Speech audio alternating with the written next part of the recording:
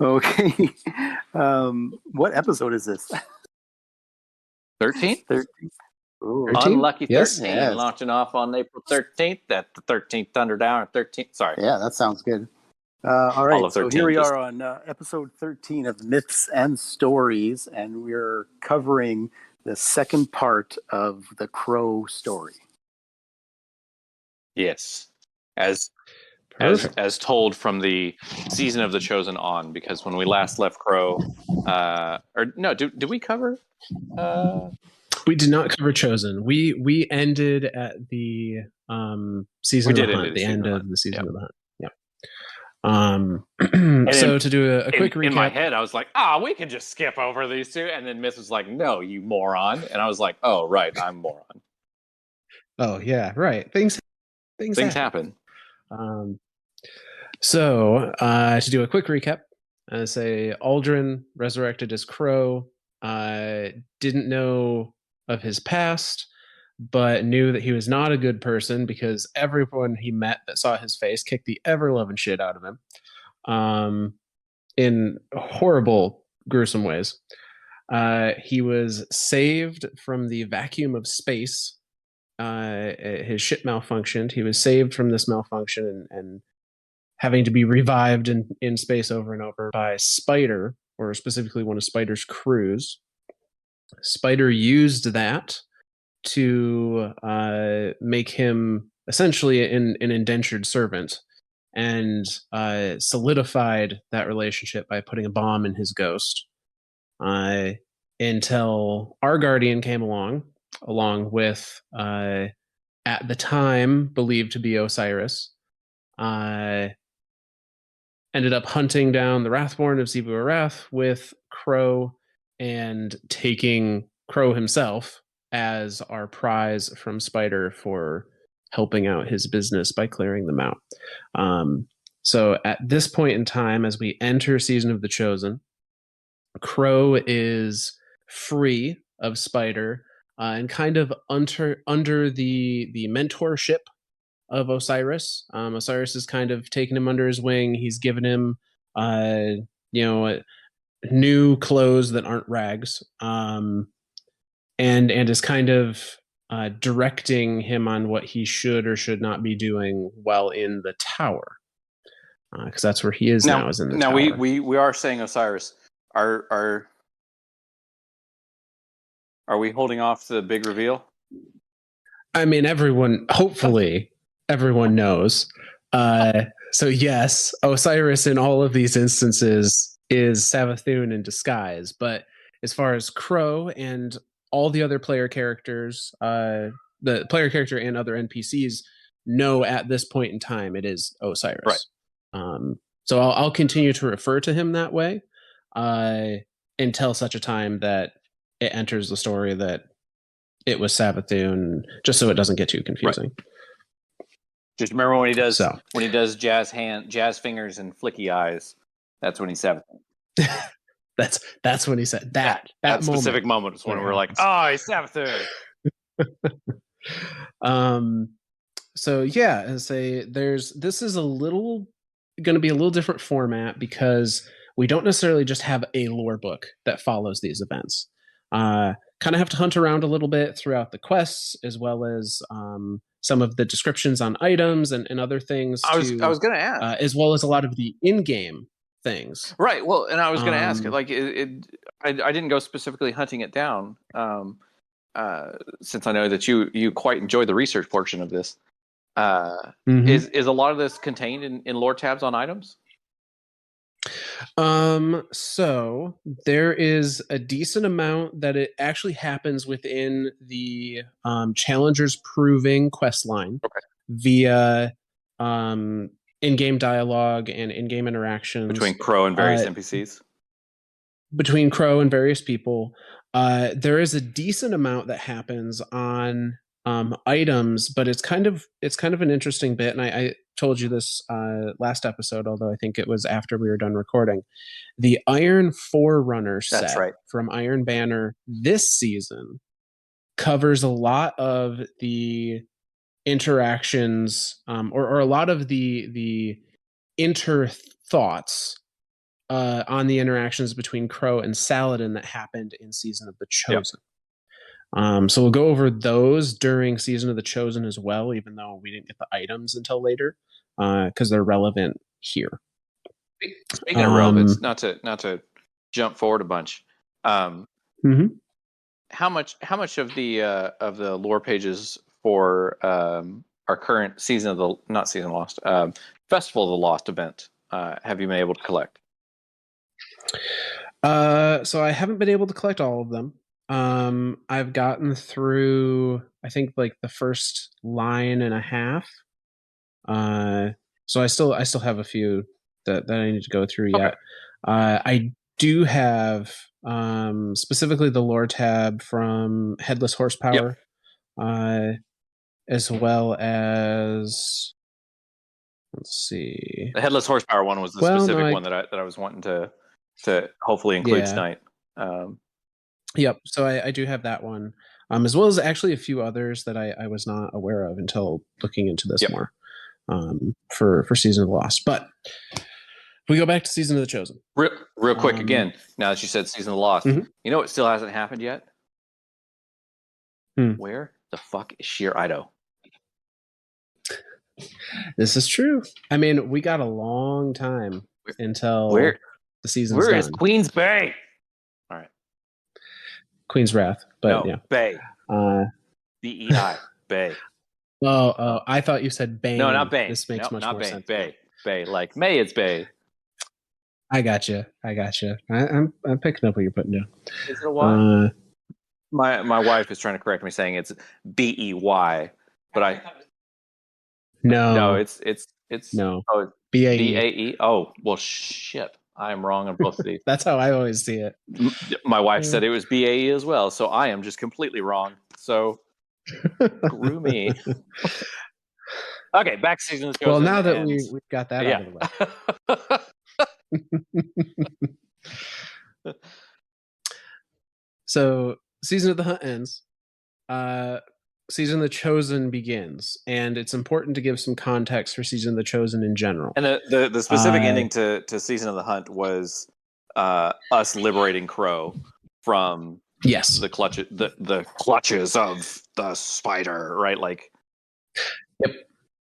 yep. We release him. Spider tells us, "You can take any one thing from my hideout as your reward for helping my business stay afloat." And we go, all right, we're going to take that guy.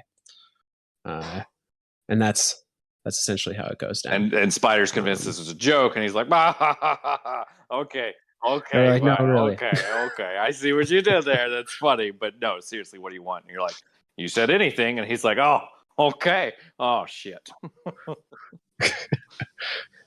So, although we don't see it, he does remove the bomb. Or at least it's implied that he removed the bomb. I certainly hope we never actually see him do it. So, it's like that whole. It's like the rule in movies: if they die off screen, they didn't really die. Exactly. If the bomb didn't get removed on screen, it ain't actually happen. Not canon unless I see it. Yeah. So, now entering Season of the Chosen, the whole theme of Season of the Chosen is that Keitel, the daughter of Emperor Callus and the now current Empress of the Cabal, which has come to the Sol system with the entirety of the Cabal population, because their homeworld has been attacked and decimated by Sivu Arath and the Hive under Sivu Arath. So this is something that always intrigued me. Throughout all of Destiny, have we ever seen a female Cabal leader? We've never seen a female Cabal. That was going to be my other half. I know that they are very much a warmongering type of people. So what precedence does this have as Keitel as a leader for the Cabal? I don't know, and granted, I didn't do much research into Keitel specifically because she's not the subject of this particular episode. Fair enough. I don't remember when we were playing through this season coming across anything that made it seem odd. Like it didn't seem like the Cabal cared. Like they didn't have about, one feeling one way or gender. another. They were just like, this is our commander. We I bow to her. yeah. I kind of see them as Spartanistic in that way. Like, doesn't matter who you are or what you are. If you're stronger than the other guy, then Guy, girl, you penguin, if earn you win, their you respect, win. kind of thing. Yeah, essentially. I want So to see a I'm penguin in charge of Cabal now. until proven otherwise, I'm going to assume that's kind of how they operate. But so Keitel, head of the Cabal, with the entirety of her population fleeing their home planet, which is under attack from Xivu Arath, who we have just pushed back in Season of the Hunt. Right. Pushed back her High Celebrant. kind of scouting forces. Because the last mission, the coup de grace, is where we kill her. We defeat the High Celebrant specifically. Which, if we were looking at this in like a militaristic hierarchy, that would be like her like number one general type thing. Yeah, that's how I took it, at least. So we've dealt with all these little cryptolyph looking things, these that have just corrupted the piss out of everything around them to the point of they have no will of their own at all, which is an interesting thought there, as far as like willpower and the hive, because anytime we think of that, or at least anytime I think of that, I think of like Oryx and the Taken, and the will of Oryx, the will of thousands, like that. There's very much a you have no will, you are losing your willpower, and you are actively serving whether you want to or not type thing.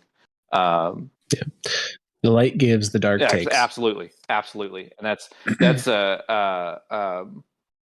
yeah. So as far as like Xivu Wrath and everything, like I never really made that connection until way after Season of the Chosen, like probably not until maybe a couple of weeks ago, that all the events that were happening there were happening live. Like they weren't fleeing their homeworld because it had just like they were fleeing their homeworld because they got attacked yesterday because we pushed Xivu Wrath back, which again, taking it out of game context and into player real IRL context, we were doing that to, and I'm going to put this in quotation marks, help Savathun unknowingly help Savathun. Yeah, because Savathun as Osiris was directly assisting with the efforts of getting rid of the Wrathborn. Actively sent us on these missions. Actively said, "Hey, there's a Wrathborn over here. Use your lure over here. Get this lieutenant out of the way. Get this Wrathborn out of the way." Like the, and us at the time having like, and I know you and I Myth have had. I'm sure more in the community have had this thought for the longest time that Osiris was Savathun, and I think at one point in time, like I think we said it in code, like, I think O is S. And everyone was like, quit talking in code. We know what you're talking about. But yeah, like it's interesting to see like us as the player going, oh my God, like everything, the way he talks, the way he, like I won't doubt that again. Right. Like everything that he has done has made it very obvious that he is Savathun to everyone except for people like the Crow, who just see him as a dude. Well, and Crow has no, we as the player have a point of reference. We have met Osiris prior to this. We know what he was like during Curse of Osiris, as well as some of the other little bits that he had shown up in, mainly through the lore and whatnot. I didn't even think of it like that. But yeah, absolutely. We as the player could identify some of those inconsistencies and be like, that's not quite how I remember him. That seems sus. Yeah, where with Crow, like he only ever knew him. That's just to Crow. That's just Osiris, him. As that's his personality. That's how he is. And it's interesting you say that, because there's a line that you can one of the idle not idle text, but idle lines that Crow says if you're just standing in the helm. He'll say, the other warlocks in the tower aren't like Osiris. I found that very surprising, or something along those lines. Interesting. So even he has some even type Crow of seems to imply that like Osiris doesn't act like the other warlocks, some whatever sort of that inkling, may mean. something. And so I'm curious if that's like a subconscious thing because of the light, or if just interaction in general of him seeing one warlock and trying to compare it to all the other warlocks and saying, okay, well, all the other warlocks are very much like this, and this one guy is not. Mm-hmm. Why? Like I am making that observation, but I don't quite understand why I'm making that observation. Yeah. And it's very easy for Crow, as well as a lot of the other people in the tower, other than maybe Ikora, to also hand wave it away as like he was exiled for hundreds of years. Like, you know, like not maybe he went a little weird right. out there. Like in that's the just Infinite that's just Forest. Osiris being Osiris. He just weird kooky dude. Yeah. So we have not even gotten past the first sentence of my notes. I apologize. So, I have derailed us so horribly, and this is all good context to know because it is important stuff. But generally speaking, so the Cabal are here during Season of the Chosen, with the intentions of getting militaristic support from the Guardians against the Hive. There's some lore on this that we can maybe go further into in a different episode, but essentially, Keitel wants to request help, but her general council, which is still very kind of old school Cabal, won't allow her to ask for help from what they consider an inferior species. And so they kind of force her hand into the only way that she can think to get the Guardians on their side without conquering them, which she doesn't believe they can do, is to challenge them in a way that's going to lead to the same result, which it does in this case, kind of a armistice, with as minimal bloodshed as possible. Right. And which that alone, like, and you, I think you put it best as saying like we could cover a whole episode with that. There are so many questions in that are like there's a lot there. But needless to say, Keitel knew she had to kind of instigate the tower and the Guardians to get them to play ball enough to eventually end up in this like stalemate. Sure.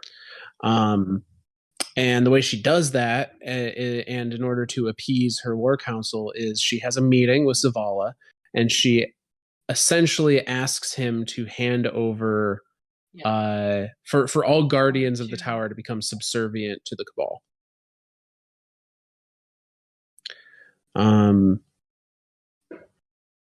And needless to say, he refuses. Right. No. No.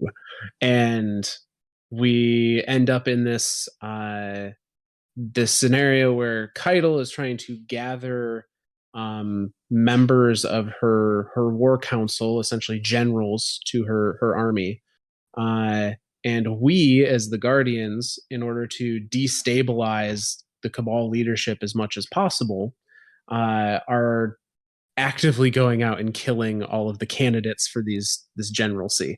Well, and I don't think that's represented very well in game, because like in game, I always thought of it as like we are challenging ourselves to prove that we are worthy to not necessarily worthy to be a member of the council, but worthy to be a equal. So the way that I remember it explained is that we're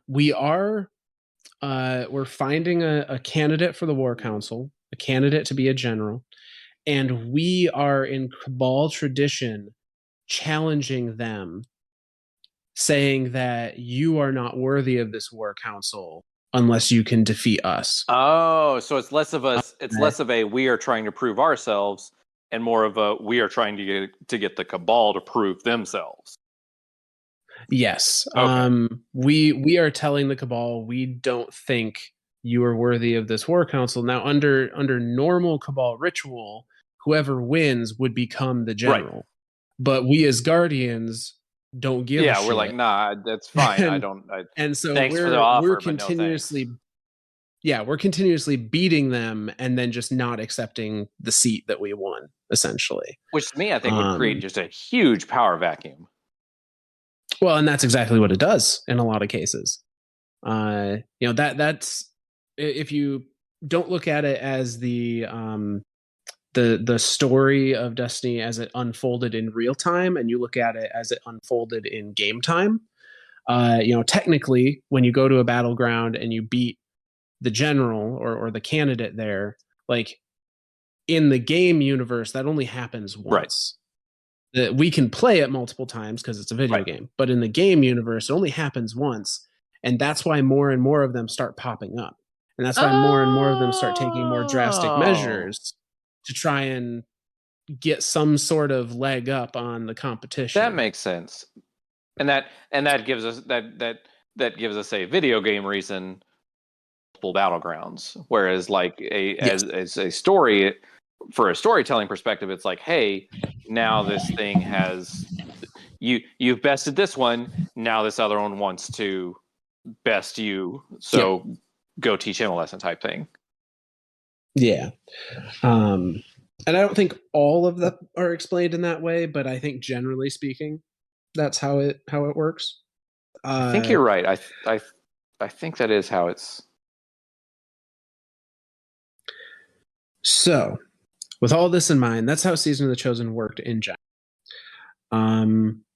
We start Season of the Chosen. Crow has moved into the tower under the instruction of Osiris as his mentor, and Saladin, who has been appointed as head of operations.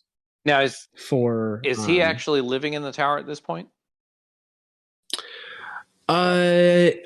It's implied that he is in the tower. I know living in the tower for a guardian is kind of like a weird thing, because I don't know that canonically we need sleep. That's a good point. I don't think I've ever seen a guardian sleep or heard of a guardian. You know what I mean? Sleep. Like, I don't know that we need to sleep. I don't know that we need to eat. I in my head, I know we need to eat because we starved to death because of what happened to the Drifter.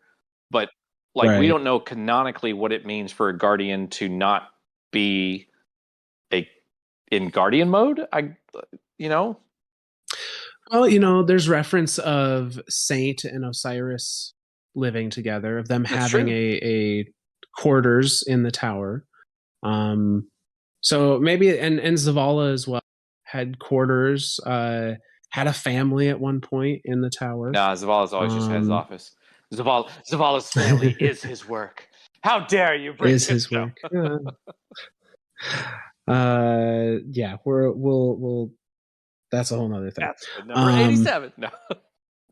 Number 87, yeah. So we're Saladin is kind of head of operations for these battlegrounds and this destabilization of the Cabal military. He's often the one handing us our missions, where to go, what to do. And Crow, being in the tower, has been instructed by Osiris to wear a mask to prevent his identity from being known when he's out and about and doing things with other people of the tower that would otherwise be able to recognize him. And that was Osiris, right? That implemented that. That was Osiris that instructed him to wear the mask. And knowing now that Osiris is Savathun, at this point, the instruction of, hey, let's wear a mask just so we don't have some big riot on our hands. You don't go to Zavala's office and make a big scene for the 17th time this week. Yeah.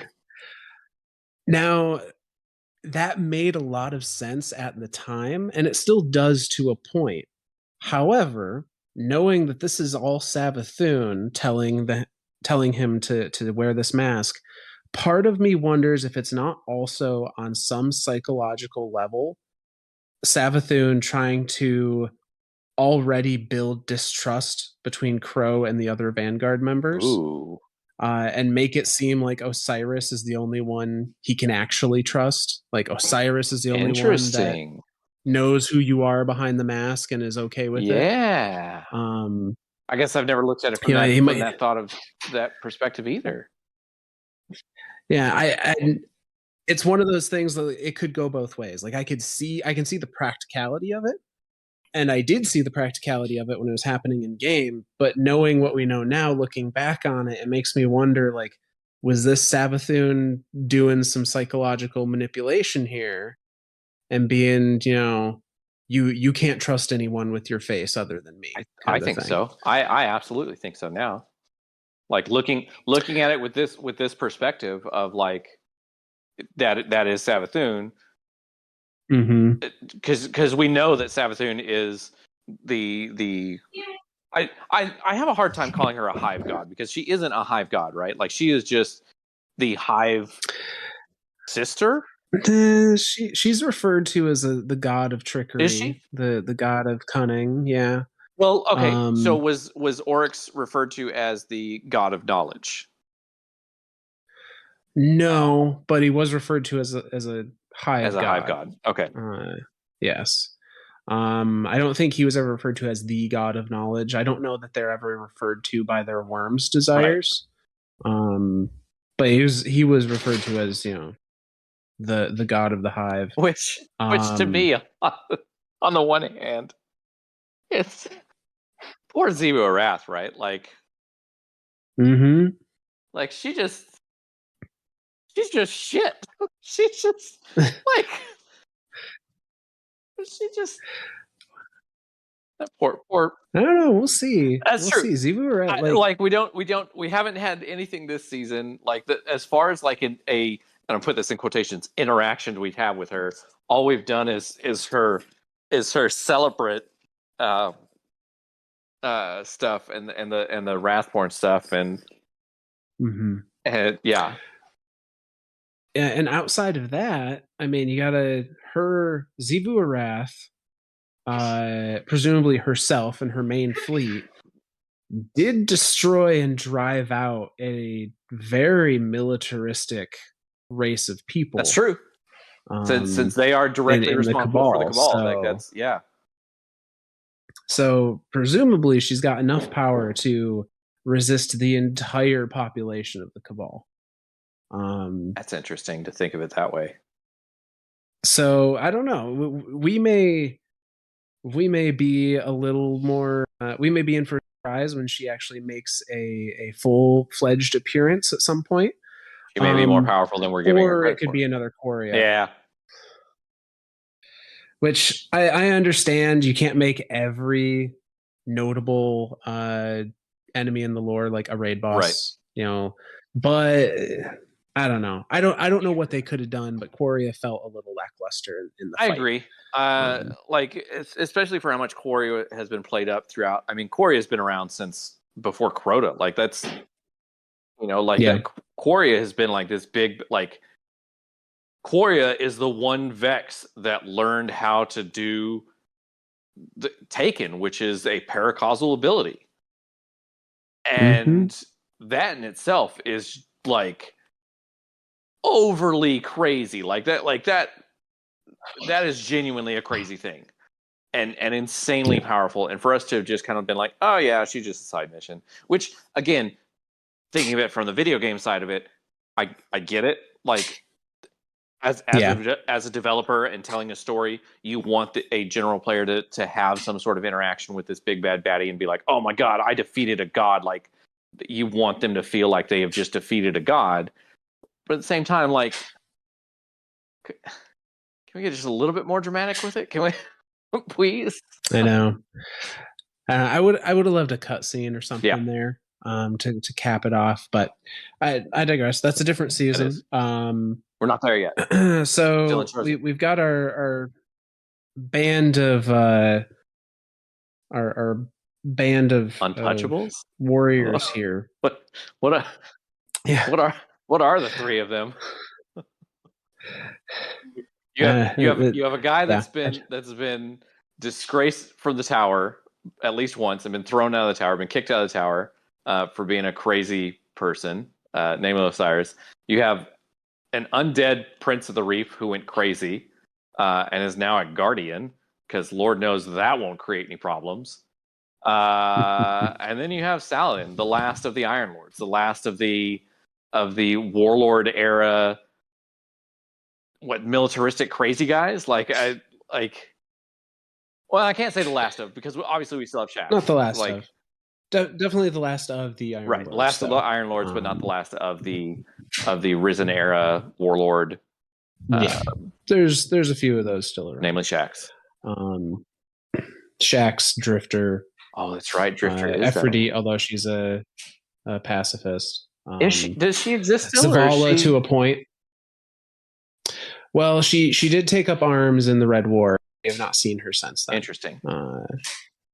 So, sorry. Again, all different jumping topics like crazy. That's what we do here. So we have this group. Saladin is usually in charge of sending us out on our missions as the Guardian, and our support in those missions is a combination of Amanda Holiday, Crow, and Osiris, typically.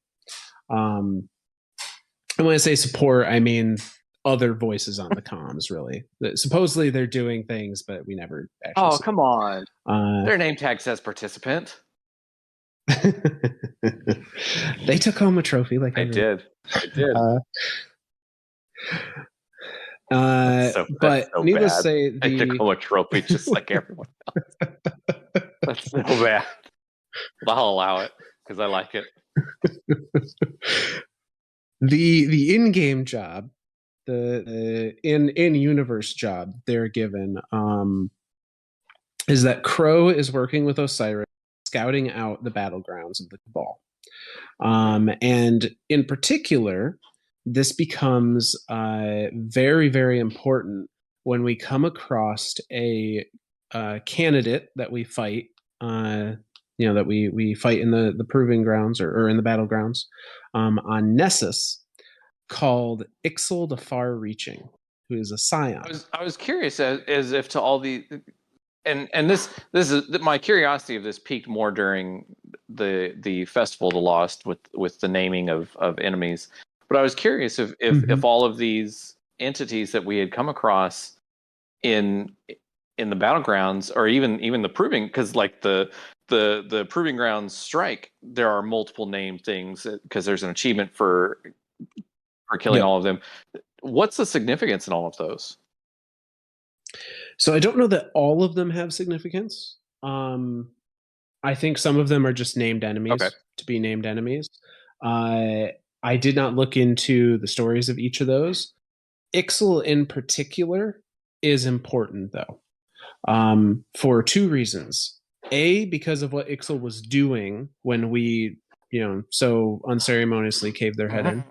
As we do as Guardians. Also, as we do. But also because Ixal was a member of the Scion Council. Ooh. Or of the Council, sure. I think. They're just referred to as the Council.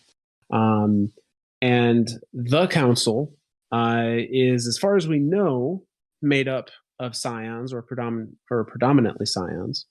And it's kind of a shadow group within the Cabal government. Because the Scions themselves are not Cabal. The Scions themselves are not Cabal. They are a kind of annexed race that has lived in servitude to the Cabal forever, essentially. So they are not a Cabal in the sense that they are not racially born Cabal, but no, they are an entirely different Cabal species and are now Cabal just by sheer nature.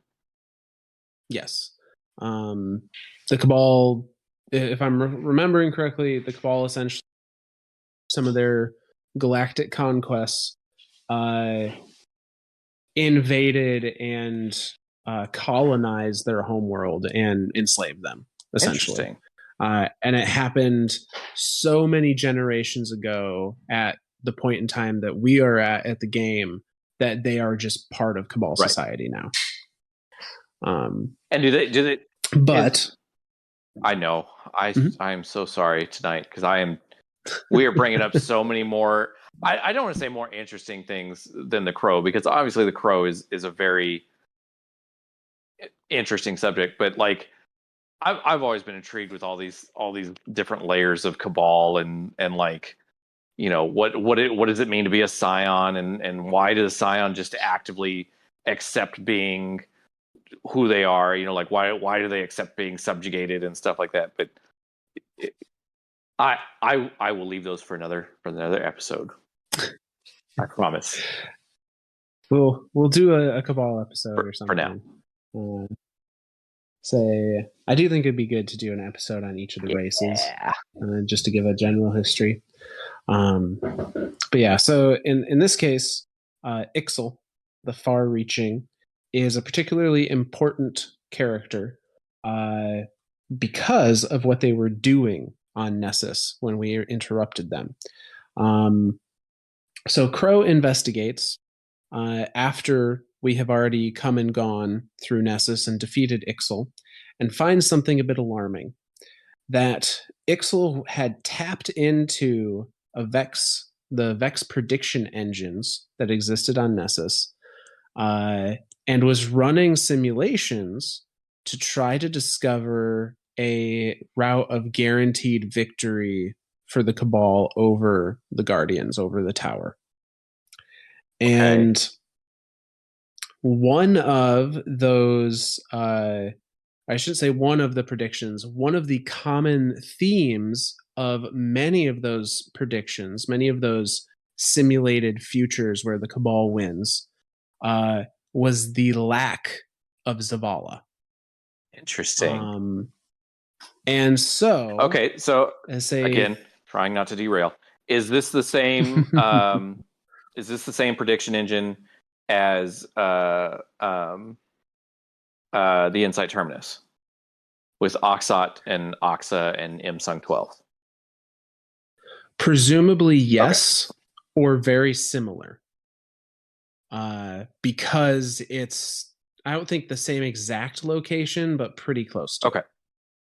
It's the same Vex network. It's all on Nessus. Right. So I would assume so. And I don't think I'm the only one that has this assumption. I feel like the entire Vex network is interconnected from planet to planet to planet to planet. The only ones that are presumably disconnected are the ones in the Black Garden. Yes. And we proved that the entire next Vex network is interconnected via Season of the Splicer, essentially. Right. That hasn't happened yet. So, which hasn't happened yet in this telling so far. Because we keep getting derailed. I'm so sorry. It's on me this time. That's right. So Ixal has been running predictions, trying to figure out, hey, how to against the Guardians. And a common thread in all of those predictions is Zavala's not there. The threat isn't that they kill Zavala, it's just that Zavala isn't there. Well, presumably, and it's, I don't believe it's seen in the predictions that his death, but the fact that he is missing in any of the timelines that the Cabal make a significant, do significant damage to the Guardians, leads Crow to believe that Zavala is going to become a target. Okay. And so Crow brings this information to our Guardian. Actually, originally he brings this information to Osiris. And we see the interaction in game where he's telling Osiris, like, what we found on Nessus is bad. We really need to warn somebody. And Osiris, Savathun, in Osiris's skin, is kind of hand-waving him away. Of like, she does. There's billions of predictions in the Vex network. You can never know what's true and what's not. We can't waste resources on, one possible outcome. Which is funny because us as the Guardian could have seen that as him, as his interactions with the Infinite Forest. With the Infinite Forest. So that would be an easy hand wave of our Guardian of going, oh yeah, that's just Osiris being Osiris. Like that makes sense why he would make that assumption. Yep. Crow doesn't believe it though. Crow doesn't want to just sit on his hands with this. So he actually comes to us, the Guardian, And we get this interaction with him. Crow's eyes are stern, his voice is strained with worry. He tells you he swung by Nessus, stopped by a Vex conflux near where you hit those scions. He was worried and had to ease his mind. Glint tapped into them and managed to dig out a corrupted Cabal transmission from the site. It could be nothing, but they traced it back to Europa. Crow would feel better if a friend were to check it out. So that's the text you get when accepting the quest. Interesting. So the Guardian goes to Europa, and you fight through a whole little mission scenario. And you discover that there are Cabal scions on Europa that have developed a prototype of a device capable of disrupting the connection to the light between for a ghost, between a ghost and its guardian. Holy shit! And we know as the player, and hell, even as the guardian in game, that's bad. Like, we've experienced that before with the Red War, when Cabal, when Gaul was just like, nope, you ain't got the light no more. Ha ha ha ha ha. And we were just like, oh god. So we find a prototype, portable version of the net Gaul used to encase the Traveler during the Red War. And we go, well, this isn't good. This is bad. So we bring it back. We bring back this prototype to Crow. And we get this text. Crow offers a restrained fist bump. He mutters affirmation under his breath. He seems impressed by the light disruptor and thankful for your help. But behind his eyes, you can tell his mind is racing over what this could mean. He's glad he spoke up. He thinks something like this could have easily gotten away from us. You see Crow flinch as a literal light bulb flicked on, as if a literal light bulb flicked on in his head. He mentions a report he'd seen. Scions hit the city and stole some tech. Then he'd heard a few Guardians hadn't checked in from field ops, and yesterday, one of their bodies was found. No ghost, no light. Dead by what appeared to be nothing more than city weaponry. He thinks whoever these scions are, they've been at this for a while. So they're starting to put the pieces together. He's putting the pieces together that the scions are actively testing this tech that they found to see if there's any type of viability to it. Yeah, this prototype we have found is one of at least a number, and they've been used on Guardians successfully killing. Do we know where this tech came from? Is this Clovis Bray tech? Is it just Vex tech? Like, do we know anything about it?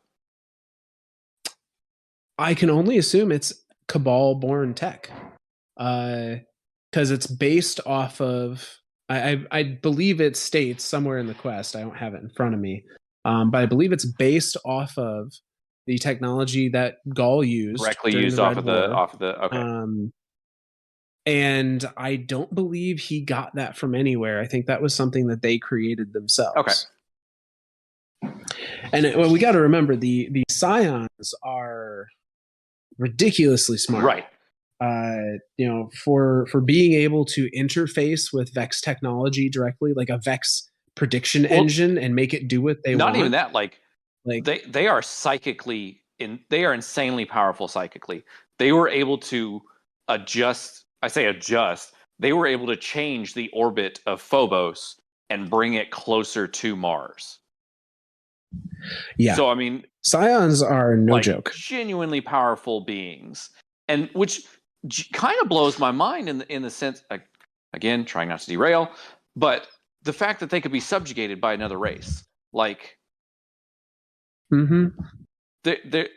Well, and I just think it's because they, as strong as they are mentally and telekinetically, they do not have any kind of physical strength. Almost that idea of like, if I can intelligence my way through a fight, I don't need physical strength type thing. Yes, and I think maybe the Cabal just overran them, won by sheer numbers, just or brute force, or yeah. So Crow has put all of these has put two and two together here, and realizes that this is potentially very bad. Absolutely. The Scions have anti-light equipment, anti-light weaponry. That is. I mean, when I think of threats to the Guardian, or threats to the Traveler, or threats to the Ghost, or threats to humanity, that's the number one thing there. Like, everything else is like, oh yeah, who cares? We have the light. We'll just res, But as soon as a threat comes to the light itself, and it's like, okay, we might need to deal with this. Yeah. So he brings this information to Saladin. And Saladin directs Crow to continue looking into the futures that Ixal was predicting on Nessus. And it's at this point that he finds a future that does include the assassination of Zavala. He brings this information again to Osiris, and Osiris tells him that it's not worth. Zavala is Zavala. He's in the city. No one's going to get to him, and even if they did, he would take him out before he do anything. Very hand wave away, like this isn't something to be worried about. Crow again doesn't feel right about it, and so he decides to secretly tail and make himself Zavala's bodyguard, essentially. Any moment that he has to spare, he's following Zavala to try and keep an eye out for things. In secret. In the shadows. And it's a good thing, too. Because on a trip through the gardens at night, Zavala is kind of lost in his thoughts with his ghost with him, looking out over the city, and a Scion assassin with an anti-light, or a light disruptor, I think they call it, is in the bushes nearby and is about to fire on Zavala. And Zavala is saved only by a warning shout from Crow. However, this is done in a moment where Crow does not have his mask on. And so to Zavala's point of view, he has just seen the ghost of Aldrin Sov, and that ghost, with that warning shout, has given him just enough notice to survive an assassination attempt. The light disruptor shot misses, and Zavala kills the Scion in question. And Crow, when he turns back to where Aldrin was, the ghost of Aldrin was, he's gone. He's disappeared. Crow has run off, knowing that he was seen briefly. And Zavala doesn't really know what to think of the situation. He's very like, am I going crazy? Like, what did I just do? Yeah. And what, if it was Aldrin, like, why would he save me? Like, all these thoughts are going through his head. And what I found interesting about this, it seems rather obvious now. All of the excuses that Osiris was making, Savathun as Osiris was making, I think were with the intention of getting Zavala assassinated, of letting the assassination play out. Absolutely. So, needless to say, when Crow comes back to Osiris and explains the events that have kind of happened, like a "see, I told you so" type scenario. A little bit. Needless to say, Osiris doesn't really focus on the fact at all that he just saved Zavala. He focuses more on the fact that he was seen without his mask. And he makes that a big deal. You could have you could have caused so many problems if somebody else had seen you, or if you had been seen for longer than just a brief moment. Again, kind of hammering home that whole like, they don't want you, you need to hide yourself kind of mentality. I am your savior. I am the only one that can be here for you. Yeah. But as Osiris eventually ends up making kind of a decision that seems to be counter to this argument by assigning Crow with his mask on to be Zavala's actual bodyguard. Like, all right, you want to guard him? You guard him then. Yeah. So in Zavala's attendances with the Cabal, as well as just everywhere, Crow is now his assigned bodyguard. And my initial thought, like, okay, well, real quick, to me, like, mm-hmm. in Exile, Osiris has this is where like I start having an issue with the NPCs themselves. Like, in Exile has come to Zavala and said, "Hey, I'm appointing this as your personal bodyguard." Zavala, the head of the Vanguard, just had an Exile basically tell him what to do, and he just kind of like, all right, that's fine. Well, so let's add some context here, because there is some additional context in the lore of the game. Zavala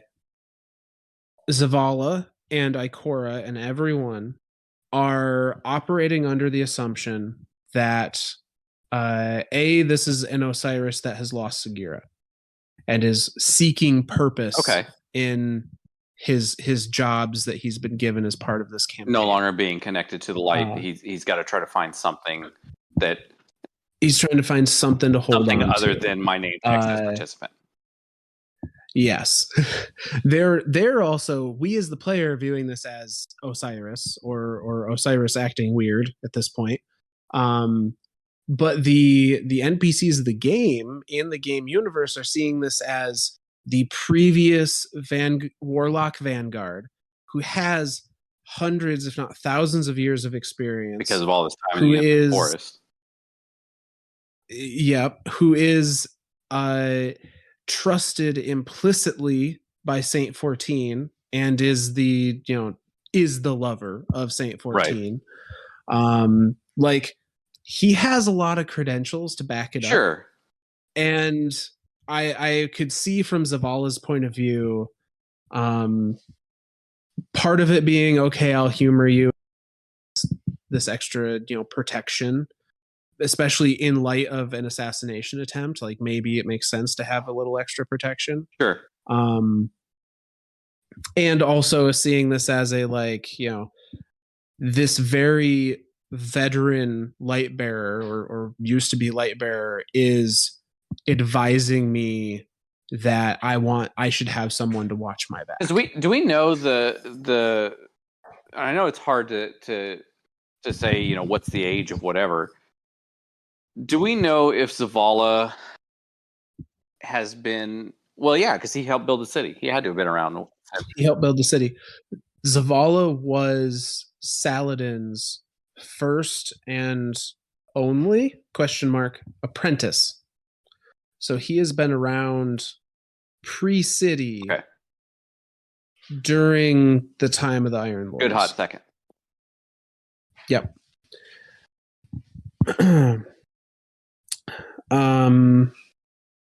So, but I wonder if this assignment as a bodyguard isn't another play by Savathun, hoping that that Crow will be demasked at some point and Zavala will react negatively and turn against Crow, just further driving that wedge between Crow and the Vanguard.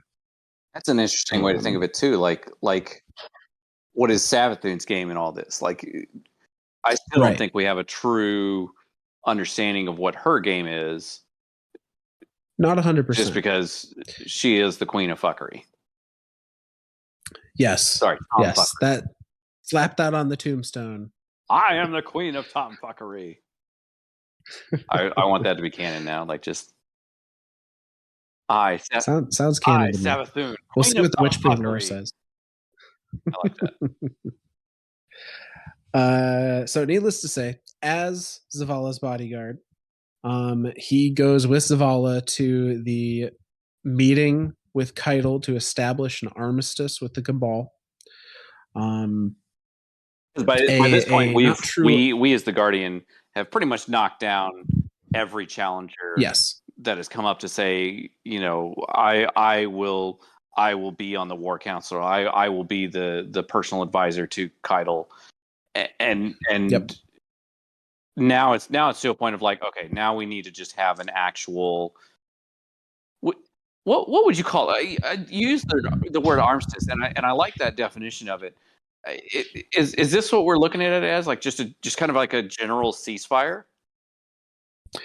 Yes. I think it's just the enemy of my enemy kind of scenario. Sure. Although honestly, I think it could become more than that. Keitel is not an unreasonable leader, right? And sees the value in being allied with, a strong force such as the Guardians. Because we've clearly kicked their ass left and right. Their ass as a general, and like we've killed gods. We as the Guardian are pretty freaking powerful. And yes, and I think for Keitel to recognize that, I think says a lot about her as a Cabal to recognize another what used to be thought of as an inferior race as now almost an equal, if not as an equal. Like that's a big deal. No, absolutely. I think the biggest part, the biggest hurdle for her to get over with truly allying with the Guardians is not necessarily on the Guardian side of things, but her, old and begrudged Cabal that Tradition. don't want to admit that there's something else out there that's potentially more powerful. Tradition. Than them. She is actively exactly fighting tradition. Yes, absolutely. And that's as a like tradition is like that. You can't fight an idea like that. That's a genuinely hard thing to fight. And like fighting a person, that's easy. They're there, you're here. Great plan. Mm-hmm. Fighting an idea is a genuinely hard thing, and I think that speaks a lot to Keitel as well to be able to say, hey, we're wrong. Like we need help because our homeworld is gone. Like it's devastated. We need help, and this is the only other force in the universe that I can think of to ask, because it's the only other force in the universe that has come against us and has, for all intents and purposes, beaten us and won against us in multiple scenarios. Like they've beaten us in Mars, they've beaten us. When we've gone into their Gaul has gone into their own territory, and we got stomped on with them not even having access to the light, or like we thought they had no access to the light, but I mean, one of them had access to the light. Like that's like, as far as like an invading force, like that should have been an easy win, and it was still a loss. And so I think for Keitel to be able to recognize that, boy, this is absolutely turning more into a Keitel episode than a.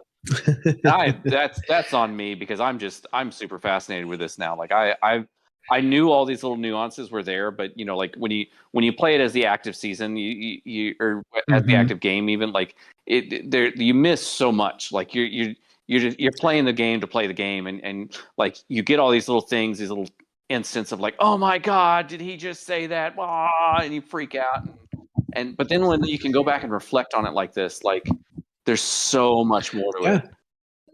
There's a lot of nuance there. So I would not be surprised if we see the Cabal under Keitel at least go through a bit of a renaissance. and become true allies, or at least non-aggressors for the tower. I have some thoughts on that as well, and that will be part of our bonus episode tonight. Okay. So, but all this starts with an armistice, with a ceasefire between the Zavala and the Guardians under him, and Keitel and the Cabal under her. And that's an important distinction. Keitel leads everything, all of the Cabal that identify as being under the Cabal Empire. The way they kind of explain the fact that there are still Cabal out there that we fight and kill as Guardians is that those are Cabal that are loyalists to Callus, or are loyalists to Gaul, or have just become mercenaries. Just flat out just don't care anymore. Yep, they don't align with Keitel for whatever reason. As we know, canonically, they all sound like British mercenaries. This is true. There is a lore card that gives them a very distinct accent. And I did it no justice, and I refuse to do it no justice again. Okay, one quick justice. Oi, you there! What the hell are you doing over there? All right. That's it. My impressions for the night. I love that that's canon. That's totally canon. I love it. So at this meeting, as one would expect, another attempt is made on Zavala's life, where his ghost is hit by the light disruptor net thing, and Zavala is disconnected from the light. And the scion that is proceeding over the kind of armistice ceremony takes the opportunity to try to strike Zavala down. Because this, Crow, if I'm not mistaken, this is the scene where it's a very ceremonious scene. It's very much like the scion had handed there's like a ceremonious blade. I can't remember the name of it, but and maybe it doesn't have a name. But there's a ceremonious blade where the scion picks it up and hands it to Keitel, and she grips it by the blade portion and spills blood and says, "Let this be the last blood spilt today." Mm-hmm. And then the knife is being she puts the knife back in the hands of the scion, and it's being carried over to Zavala for him to basically do the same thing and to kind of have like this mutual like, okay, yeah, this is it. This is the end of this is our official ceasefire type thing. And that's when the other scion in the shadows hits his ghost, because his ghost is out, and he hits the ghost with the light disruptor, and the whole thing kind of goes to shit. Yep. So Zavala Lightless is being bared down on by the scion wielding what is essentially a sword, given its size. And Crow ends up doing his job as the bodyguard, jumps Zavala, and takes the blow from the sword, which then gives Keitel the ability to run up and literally break the back of the scion in question. Move she does. She literally just grabs it and it's like, snap, you're dead. Bye-bye. Which I think that gives more of a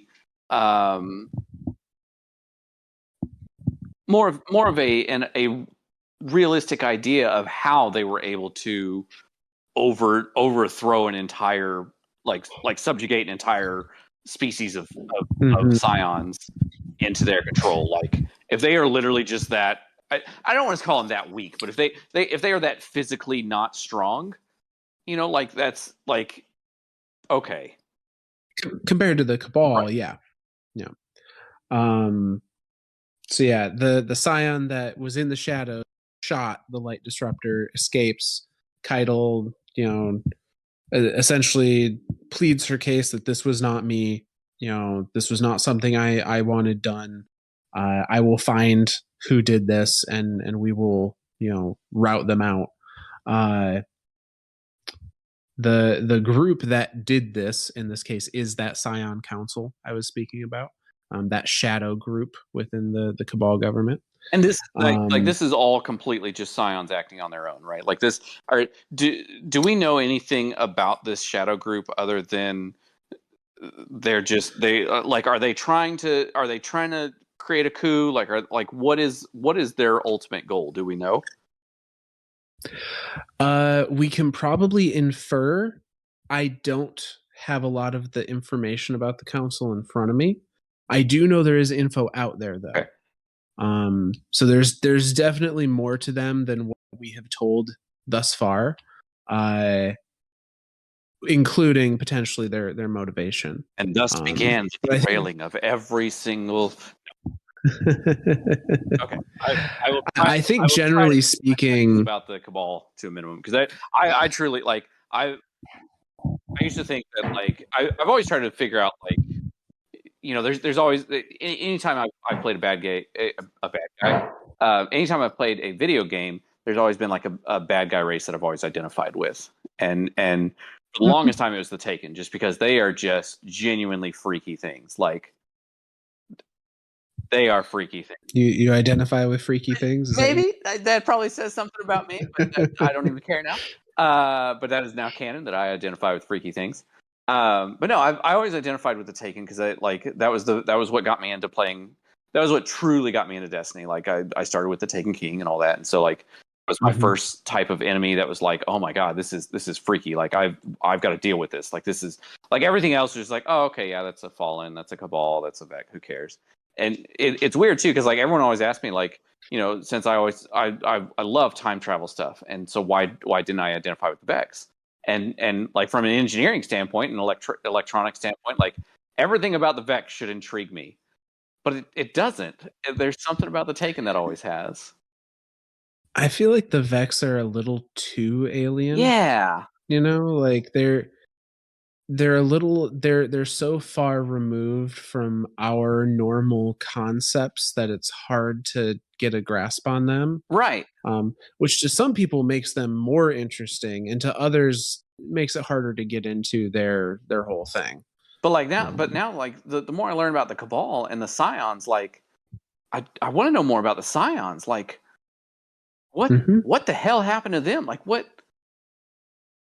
Yeah, that's a whole episode. No, I refuse. That info is definitely out there, but that's a whole other episode.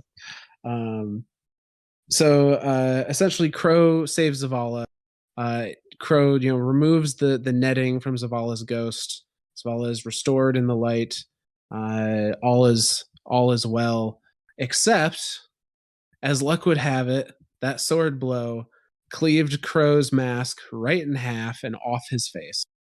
And now when he turns, comes forward and asks, are you okay? And Crow turns to face him. Now, without the mask for the first time, and says, I'll live. No. There's the specific wording he uses there, and he says, I'm alive. And that was such a what the fuck moment. If you could have chosen any set of words in that circumstance, and those were the words you used, there could not have been a more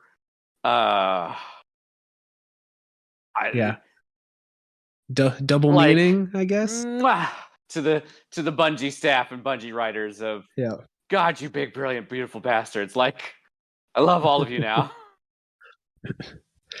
And in a very poetic, what would this be? Juxtaposed scene. We have Zavala in kind of in the same moment as seeing who Crow actually is, also seemingly coming to peace and coming to terms with it, and offering him a hand off the ground in the same exact framed. The framing of the shot is exactly the same as the framing of when Aldrin killed Cade. Literally the exact same. With Aldrin standing over Cade's body. Now it's Zavala standing over Aldrin's body. it's mwah. it's the, Yes, it is. it's so perfect. Like yeah, no words. They couldn't have done No it better. words. They could not have done it better.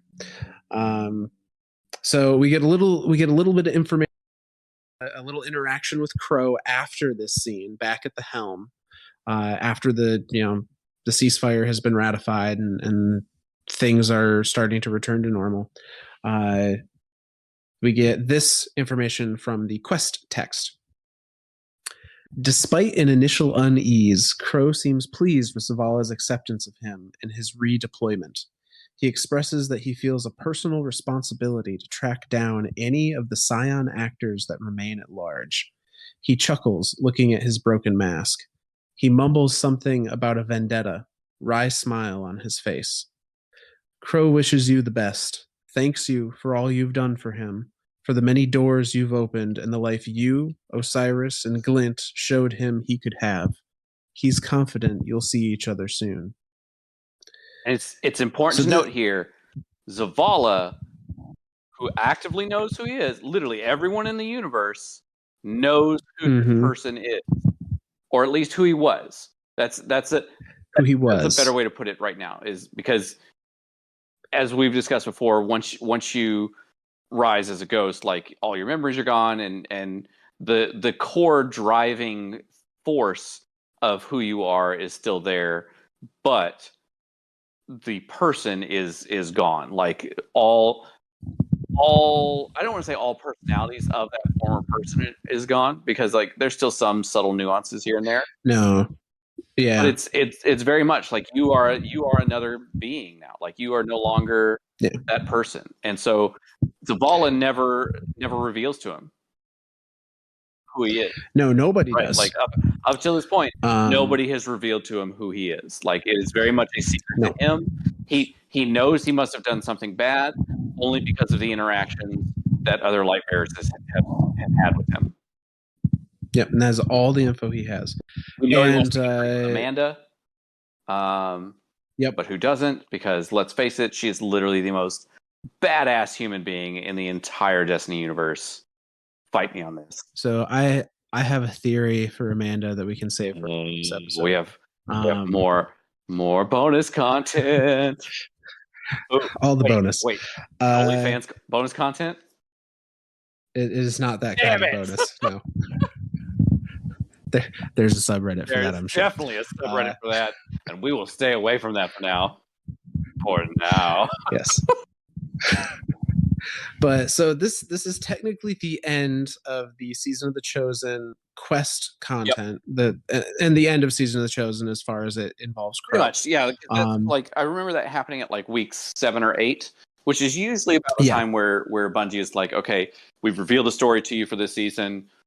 We've got a few extra little like challenges for you throughout the season. Yeah. But for most part, for anyone who and I love the way that they do the format now of like, hey, if you didn't get a chance to play it, get caught up, take your time with it, play it. Yeah, they give that couple weeks, like 4 to 6 weeks for everyone to catch up. And so for those of us that are as I would like to put it, no lifers, like myself, who have played through this content, we now have a nice little break of just enjoying the rest of the season up until Splicer starts. And do you remember if there was an epilogue for Chosen?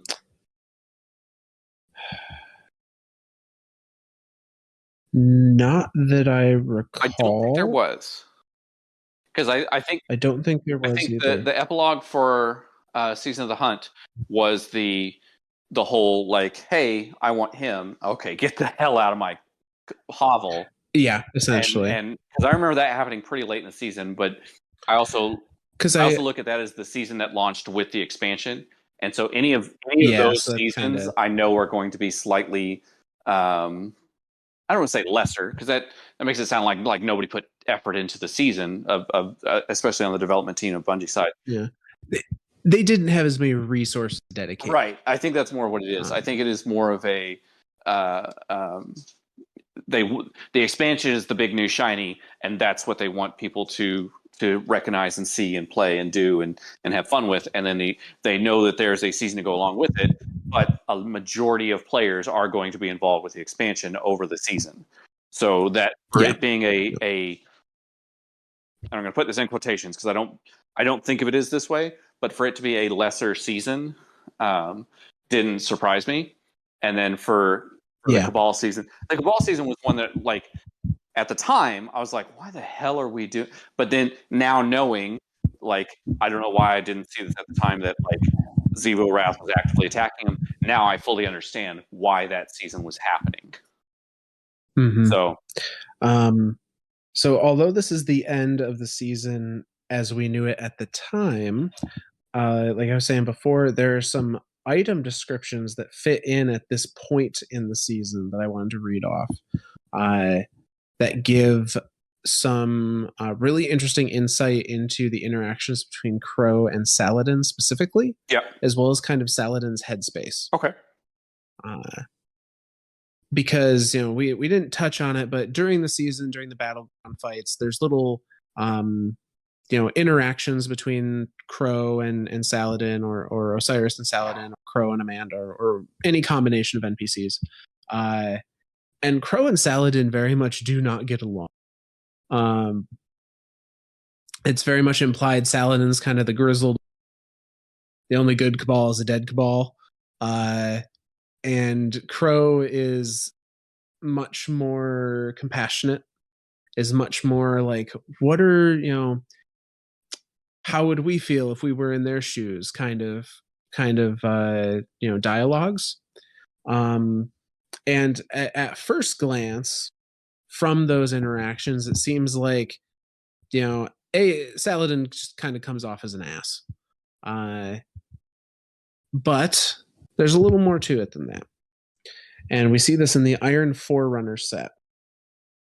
And in this set, it actually shows that Saladin, in my opinion, starts to see a lot of himself, as well as other Iron Lords in Crow, and how Crow interacts with the different situations that he's put in during Season of the Chosen. So from the Iron Forerunner Helm, Saladin remembers deaths 3 through 65, but does not dwell on them. Instead, he regrets the thousands of hours of sleep lost to nightmares, and how much less vibrant his recollection of that period in his life is compared to his noble centuries spent as an Iron Lord. Saladin remembers the day he stopped counting deaths. Something about you is different, Jolder had said, and put her hand on his. Saladin remembers all this, and more when he looks at Crow. He feels rage form a hot pit in his belly when Osiris tells him about the young Lightbearer's suffering at the hands of fellow guardians. Osiris asks him if he can keep it a secret. I don't like secrets, Saladin says. And that's the end of it.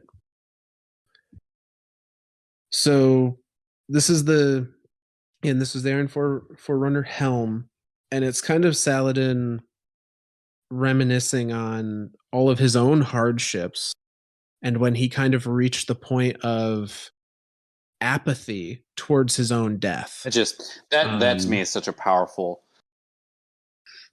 like, and yeah, where he stopped counting. Like, well, first off, the to me, like, the thought of, like, did the Risen keep track of their deaths for any reason? Or was it just him, Saladin, that was doing this just for whatever? You know, like, that's, yeah. Mm-hmm. There's so many things that could be looked at with that counting of deaths. And for him to associate his sufferings as a Risen and coming to terms with that, and seeing similar hardship at the hands of other Lightbearers, probably similarly to how Saladin died at the hands of other Lightbearer warlords and Risen. Oh, sure.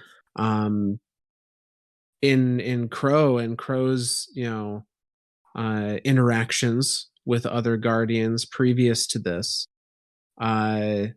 He has sympathy and he feels anger towards the things that Crow was put through. And I do like the little nod that Osiris asks him if he can keep it a secret. I don't like secrets, Saladin says, and that's the end of it. So I wonder if this information was originally divulged by Osiris, who is Savathun, with the intention of using it to manipulate Saladin in some way. Could be. And Saladin just shut that shit down. Like, nah, I'm good. I'm good. Don't need that shit in my life. Which I think is because that comes up again in Season of the Splicer. Oh, absolutely. So continuing, the Iron Four gloves. Saladin remembers burying bodies by the dozens. He remembers being thankful that the ground had thawed early that year, so they wouldn't have to burn them. Fires brought light and smoke, and light and smoke brought fallen raiders. Fallen raiders brought more bodies. It's a vicious cycle, Ephrodite had said as she tied off a funeral shroud with great care. Saladin remembers the bundle being very small. One day I'm going to break it. Saladin remembers how easily the body had fit in his arms, how light it felt as he laid it in the grave.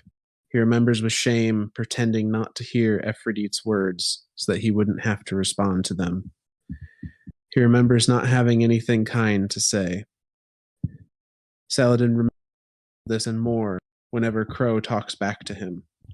Sometimes he bites down on the inside of his cheek. Sometimes he looks up to find his ghost focused on him with a knowing look. He doesn't say anything to his ghost either. Wow. To live with that level there's a of lot to guilt unpack and there. that level of, I don't want to say that level of guilt because it's hard to classify that as guilt, but to live with all those years, like I truly think that the warlords and Iron Lords and all of them, the original Risen, like for any of them to be around now is they had to go through a lot that of is shit. a lot of shit. So like it brings a lot more to even Drifter's story of just like, dude, light, dark, don't matter. Get your cash your chips where you can type thing. Like, so, and I think my interpretation of this section is Saladin seeing a optimism or a want to break this cycle of violence in Crow that he also saw in Ephrodite. Yep. Now she is, and like she was the one that we saw sealing the chamber in the Siva chamber, right? No, that was Saladin. No. Ephrodite's still alive. Ephrodite is still alive. Who is the one on the inside of the Siva chamber? Yolder or Jolder. That set off the bomb. Okay. Yes. Who was, by all accounts I can find, Saladin. Really? Yes. Or at least that's what is implied by what I have found. Okay. I'm finding a lot more relations happening, and I say finding more happening. I think I am seeing them more now that I know that they exist, type thing, which is neither a good nor a bad thing. It's just more of an interesting thing. Like, huh? Okay. It brings a little more color to the Destiny universe. That, and I think brings a little more realism to it, right? Like, even though a little more humanity. Yeah. Even though we're fighting for the end of time, like we're still human. We still have desires. We still have wants. We still have, Yeah, they're not emotionless. Yeah. Despite our guardian being a mute, death dealer. Hey, we've talked 3 times now. This is true. So mostly mute, I should say. The only time we cared to talk was when Cade died. Yep. And to be fair, it was warranted. Well, and when we wanted Crow. Oh, that's right. That's right. So Crow's the only one that's never heard us talk. Oh man. No, we talked in front of Ikora and Zavala. No. But no, so I this entry in particular, I see Saladin seeing the same optimism, seeing the same wanting to buck the system in Crow that he saw in Ephrodite, and I think his initial response to it is just cynicism. After having seen so much death for so many years, he can't believe that it's ever going to happen. Like what's the point type thing. Yeah, like it's a dream to have kind of thing. So say the Iron Forerunner chest then is next. It says Saladin remembers losing his connection to the light. He remembers thinking that the traveler must have discovered his most secret doubts, the darkest thoughts he shared with no one, not even his ghost. He remembers the strange sense of relief that had washed over him until his radio crackled to life just moments later. He remembers hearing a voice broadcast to the world that the last city had fallen to the Cabal, but he could not tell whose voice it was, only that it wasn't Zavala's. Saladin, his ghost had said again, and Saladin remembers moving. He remembers clutching his radio and rallying survivors, those strong enough to make the journey to the Iron Temple. Saladin remembers all of this and more whenever the Crow challenges him on his cowardice during the Red War. He wants to break the young Guardian's back to teach him a lesson about what it's like to feel helpless, but something stops him. He remembers hearing stories about the Crow's life on the shore before he arrived at the tower, and does not raise a hand against him. Holy shit. So we all wondered, or it was kind of a meme for a while that, like, where was the Iron Lord, the Red War? Like, where was this big bad? So it seems that he was gathering survivors. He was rallying people to the Iron Temple. And didn't want to leave them there, undefended. And it also seems like, he has a lot of demons. Oh yeah. Which we kind of already knew.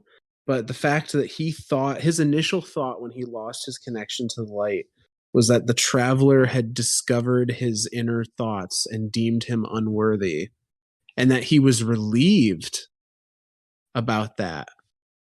That says a lot right there. Absolutely. Like, to be, for your initial response to loss of your superpowers and immortality to be relief, to be like you've put a burden down. That's pretty intense. Yeah. Oh yeah. So he wants to teach Crow a lesson about, how he was, what it would actually be like to be helpless, and that he was doing all these things, but again, he doesn't want to add on to the suffering he knows Crow has already gone through. Right. And so he just chooses not to say anything. Which is like the fact that the reports of what has happened to Crow has started to make it out to the Guardian network. Well, it's made it out to Saladin through Osiris. Not necessarily to the Guardian network as a whole. Osiris told Saladin about it. And we know that based on these entries, we know Allah also knows. Gotcha. Okay. But I don't think, generally speaking, people know. Okay. So we'll continue with the Iron Forerunner boots. Saladin remembers the simple pleasure of sharing a meal with his friends. He remembers Radagast hanging the deer upside down by its hind legs, and how swiftly Perun used her knife to skin it. He remembers Jolder tending the fire with wood cut by her favorite axe, a mighty thing fashioned from steel and embellished with engravings of laughing wolves. It had been a gift from a blacksmith whose son Jolder effortlessly plucked out of a frozen river several winters before. He remembers Radagast asking him to sing the song taught to them by the people of the blacksmith's village, but agreeing only when Jolder and Perun promised to join in.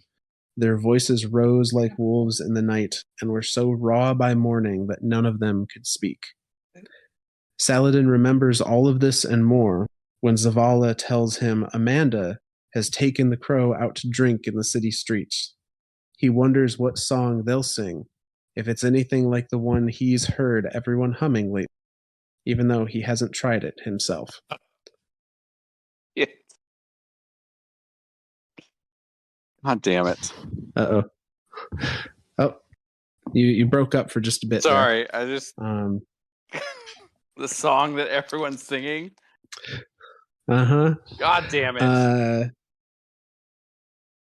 So this is, I don't know that it's anything significant. This just is that, you know, Amanda has taken Crow out into the city for drinks, as she offered in some dialogue during the season, and also just confirming Savathun's song has infected the entirety of literally the city. everyone. Now I don't know if it's implying here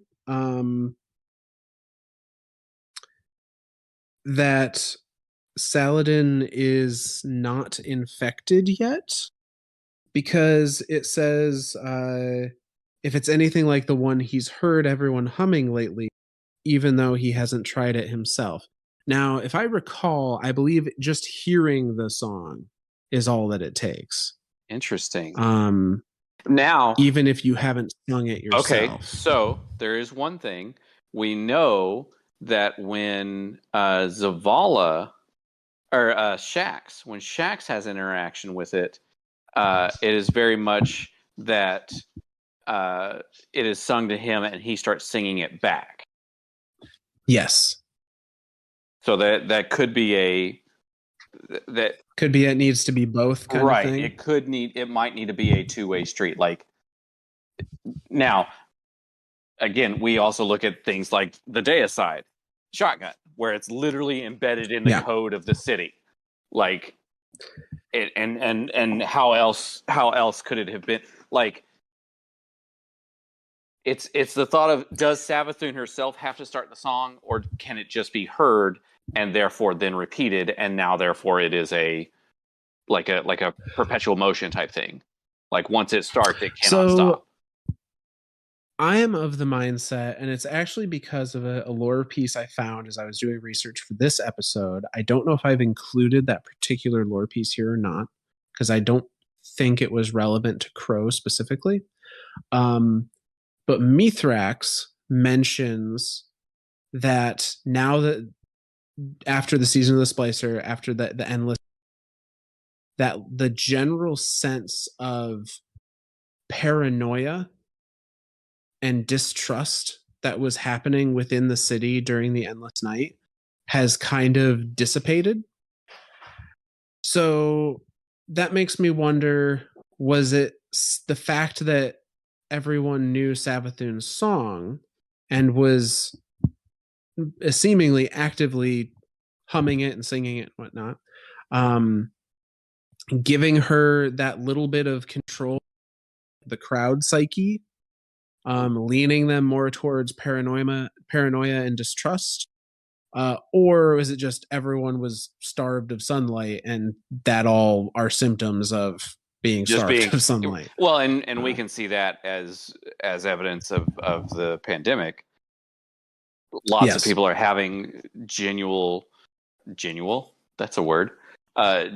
mental health issues throughout the pandemic because of not having interactions with other people, because of being stuck alone and inside and not being able to go outside. So again, that could be either a human psyche thing, or that could be a Savathun thing. Like, we don't have a direct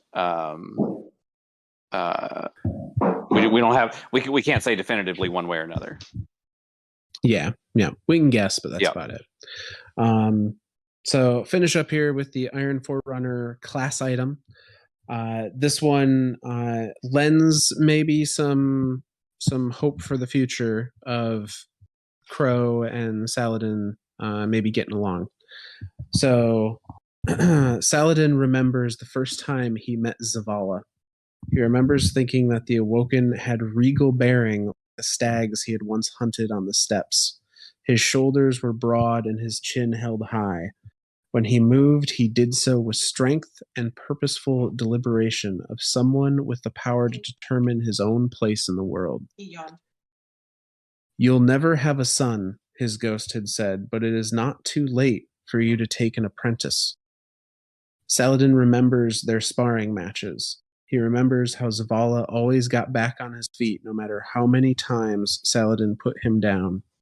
He remembers refusing to offer the younger Lightbearer a hand up until the day Zavala had finally bested him.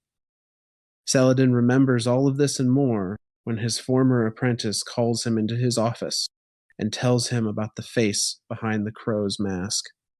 Zavala says he knows that Saladin doesn't like secrets, that it's unfair to ask him to keep one of this magnitude, but there will come a time when the crow needs someone, the same way Zavala had needed Saladin. Holy cow! So, Saladin Holy cow. knows who Crow is, has known who Crow is, or who Crow was, I should say. And Zavala has essentially asked him to consider for the day when it seems needed to maybe take Crow as another apprentice is kind of what I took from that. Or at least to look after him in a similar way. So that's the end of those entries. But I think it lends a very important look into kind of the relationship between those characters and how Saladin may play a bigger part in the story as things unfold here, especially given the events of Season of the Lost. Holy cow. So that then leads us into Season of the Splicer. I'm going to go over this season very, very without any. I was figuring to say it's without any off track. I mean, as far as Season of the Splicer, I feel like I could breeze through it pretty quickly myself. Like there really isn't much to do with Crow in Season of the Splicer, is there? There are 3 entries to do with Crow that I think are important. Okay, let's grab those 3 entries real quick, since I know we're I don't say we're running low on time since we started a little late, but let's grab those 3 entries real quick, and then we'll do a quick rundown of Splicer, and we'll go into Lost. Yep. So Splicer in general, city is stuck in a Vex simulation. It is in an endless night. It is always nighttime in the city for months on end at this point throughout the season. And the Elixni, the House of Light under Mithrax, has actually moved into the city. Mithrax is assisting the Guardian with splicing into the Vex network to try and undo this endless night is the situation we're in. There's a lot of unrest between the citizens of the city and the Elixni, just by nature of humans and Fallen being enemies up till now, as well as Lakshmi 12 kind of stirring Lakshmi 2, excuse me, stirring the pot of racial discrimination and against the Elixni. So the bits that I think are relevant here mostly come from Beneath the Endless Night, the lore book. Specifically Beneath the Endless Night number 3, Gifts from the Shore. I'm not going to read this in its entirety. I'm just going to give a rundown of it. Essentially, the Elixni that work for Spider, or that are liaisoning for Spider,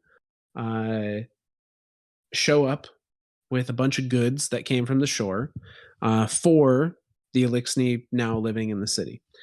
And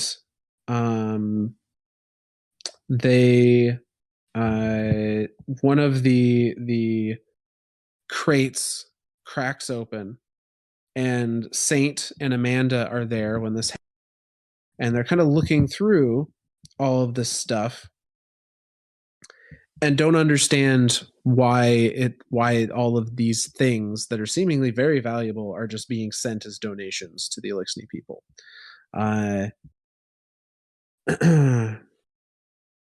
So this is later in the lore card, but as they're investigating this stuff, Amanda says, "The hell is Spider playing at?" She called out to the Elixni, "Are all of the crates like this?" "Yes, each one is very full of delights from our culture, from our home. We are very thanks." He cocked his head and clicked. "Thankful?" Amanda nodded. "Let me see the manifest," she said, taking the papers from the Elixni. He nodded and rejoined the other workers. "They will still need many of our resources to stay here," Saint said as he carefully resealed the crate. "But it will make things easier. I'm surprised Spider is so generous, even to his own people." Amanda frowned at the manifest. "Doesn't make any sense," she said. "There's a note at the top. It says, 'Don't know what half this stuff is, but it's got to be good if Spider's had it.' It's all written by hand, and there aren't any values for anything on here." Saint looked at the paper over Amanda's shoulder. "The crates came from Spider's storehouse," he said. "If he did not send them, who did?" "Look at the listings," Amanda continued. "This item says best osmosis filters, hidden in the bottom drawer. This item is just a row of question marks. This one's listed as a clock thing. This is a noisy cube, smells bad, but everybody likes it. And what's with the signature?" Amanda squints at the shape scrawled at the bottom of the form. "It's a ship," she guessed. The Titan turned his head as he looked at the drawing. "Aha!" he cried, slapping the paper with the back of his hand. "Look, is bird." Amanda looked again at the uneven chart and could just make out a wobbly black bird. She let out a long breath and shook her head. "Awful artist," she said, "but I guess he's an all right guy." And suddenly she was smiling. So, needless to say, That's a crow. Crow has been smuggling things out of Spider's warehouse and sending them to the Elixni. Just question mark. This is just a row of question marks. I don't even know what. Cube. It smells bad. Must be cool though. It's gotta be cool. And we see the other part of this in the Sojourner's Tale shotgun from Spider's point of view. "Avrok," Spider bellows, turning his attention to the armored Elixni coming through the doorway. "What did you find?" Avrok approaches the throne, wringing his hands anxiously. "Our thief, my lord." Spider turns forward with a groan. "And what did you do with them?" he asks in anticipation. That, however, is where Avrok falters. "I did not catch them, my lord," Avrok answers, his much smaller frame eclipsed in Spider's shadows. "But I have a name." "Out with it," Spider grouses, falling back against his throne. "The Crow." "Our little bird come home to nest so soon. Tell me everything," Spider says. "He was able to infiltrate the storehouse and coerced a team of laborers to offload cargo promised to the Empress onto a skiff, which he then stole, along with a cache of your more personal belongings." Avrok shrinks lower. "The supplies were delivered to Mithrax in your name as a gift." "And the workers," Spider growls, "they are gone?" Avrok didn't mean to make it sound like a question. "To where exactly?"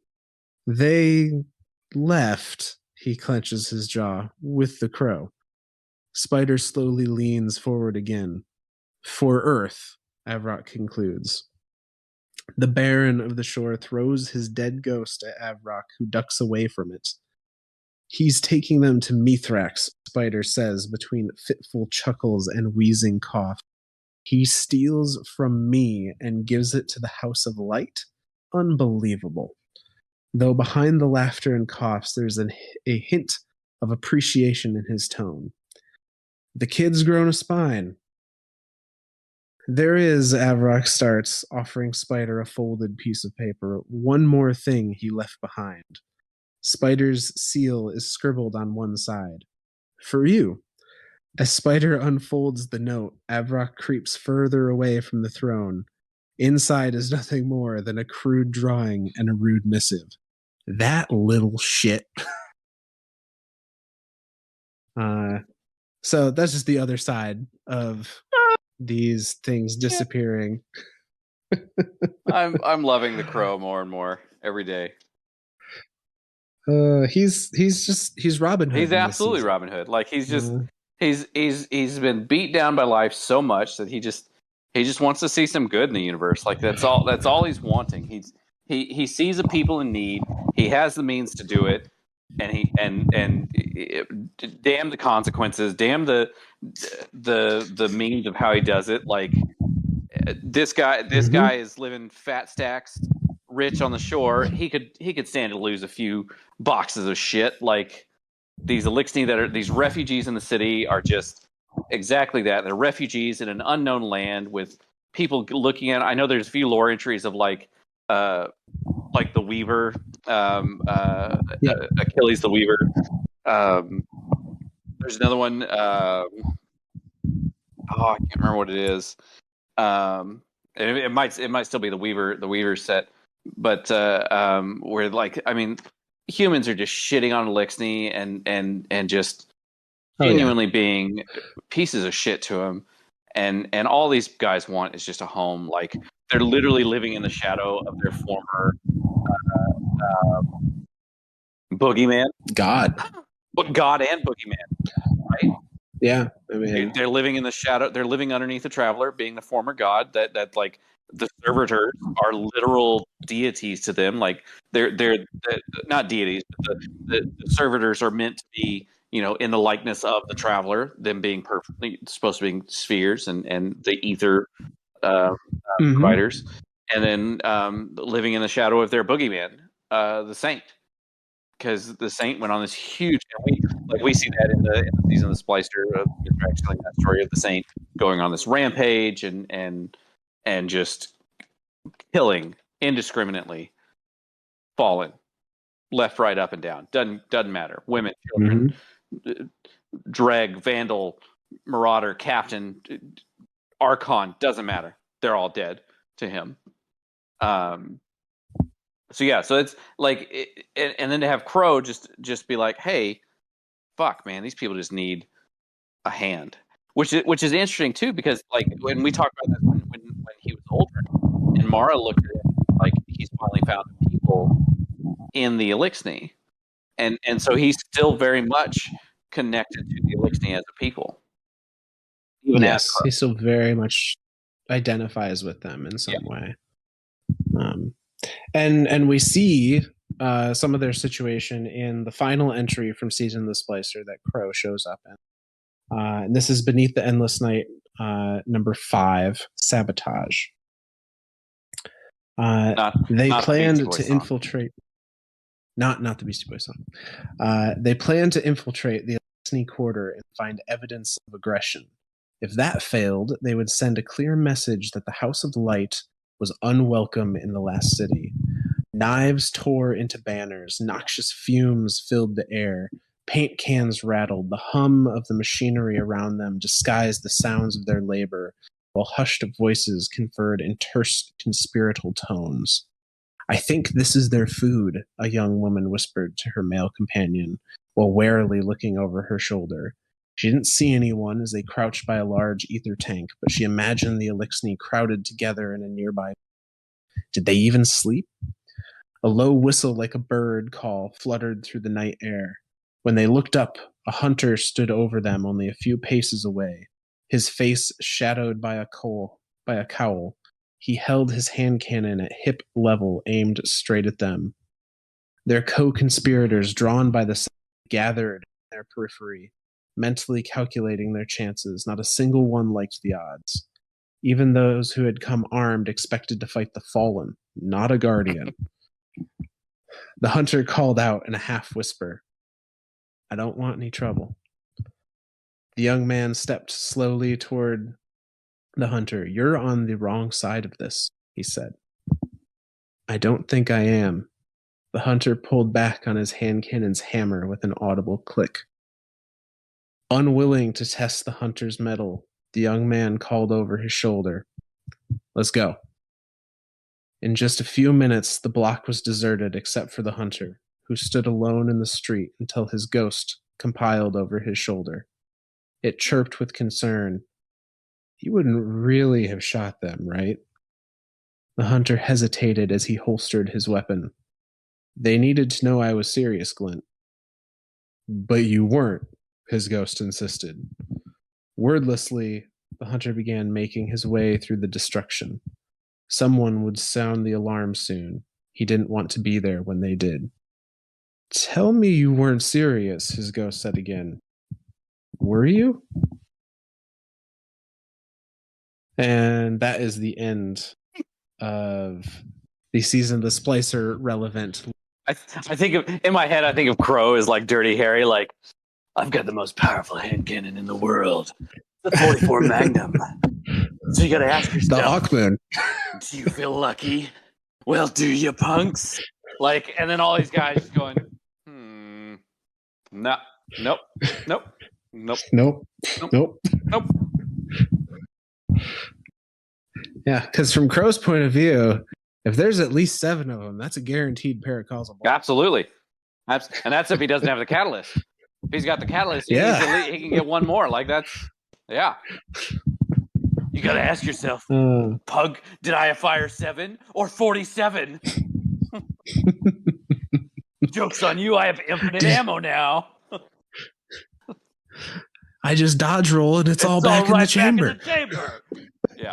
So yeah, that's like, as far as season of the Splicer though, like there's literally no other interactions with Crow. Like it's all, Yeah, no, it's very limited. It's all, hey, let's help the House of Light. Let's help the Elixni people be more integrated into our society, which is honestly kind of like another reflection of the season of the Chosen, right?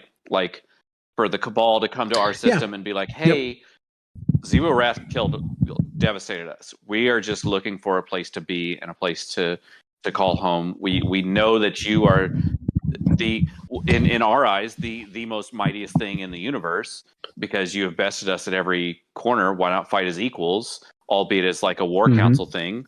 And for us to go, nah, I'm good. I don't like, if we can beat you once, we can beat you again, and we're not real keen on being friends. And then for her to be like, okay, well, instead of friends, how about non-aggressive neighbors? All right. Yeah, essentially. I hesitate to use the word allies because it's hard to think of it as an ally. Yeah. Non-aggressive neighbors is more of the is more of the correct term, I think, to use there. And then and now to see the Fallen, right? Like and so many stories of the Fallen as like us as humanity, like murderers, like we're having to live beside our demons and da da da da and the whole thing and it's an interesting point of view there to see it as the Fallen sitting side by side with humanity.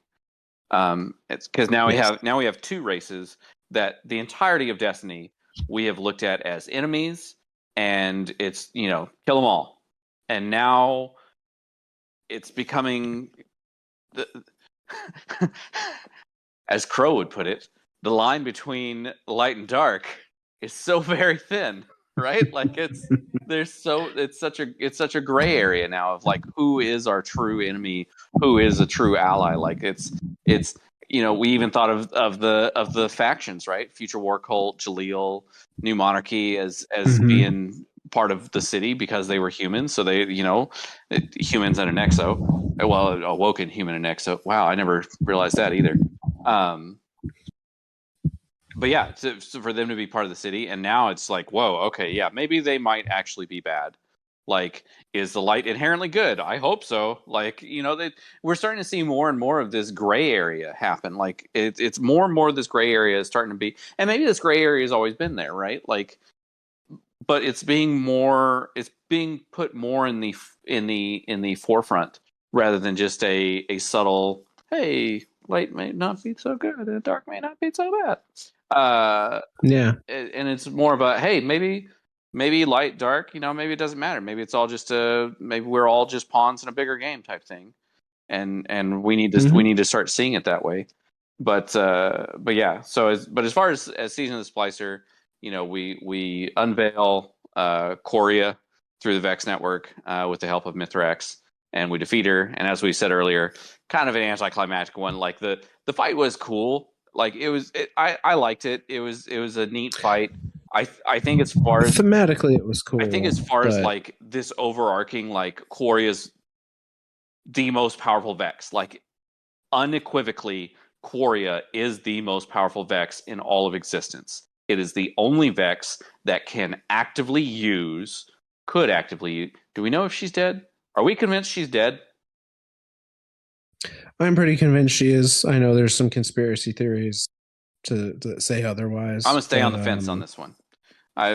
In my mind, killing her in the Vex simulation is the same as killing a hive in their Senate throne, right? Like that's like their true death. So in my mind, there's a 99% chance that we have killed her.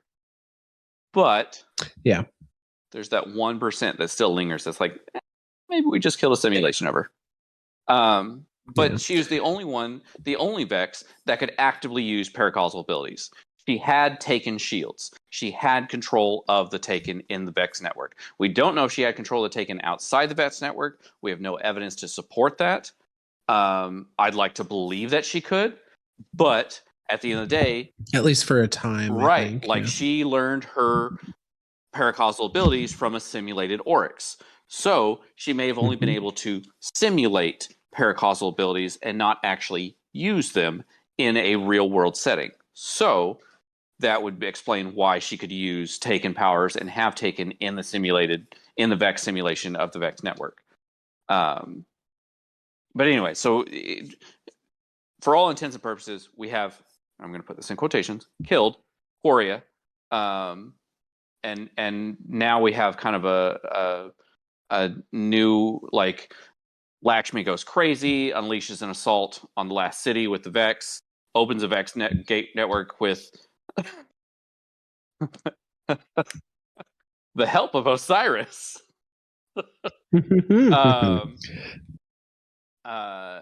Who then, obviously overtake her and get, like, because she has all these visions, and the one that we talked about was the submachine gun, the Future War Cult submachine gun that has all the different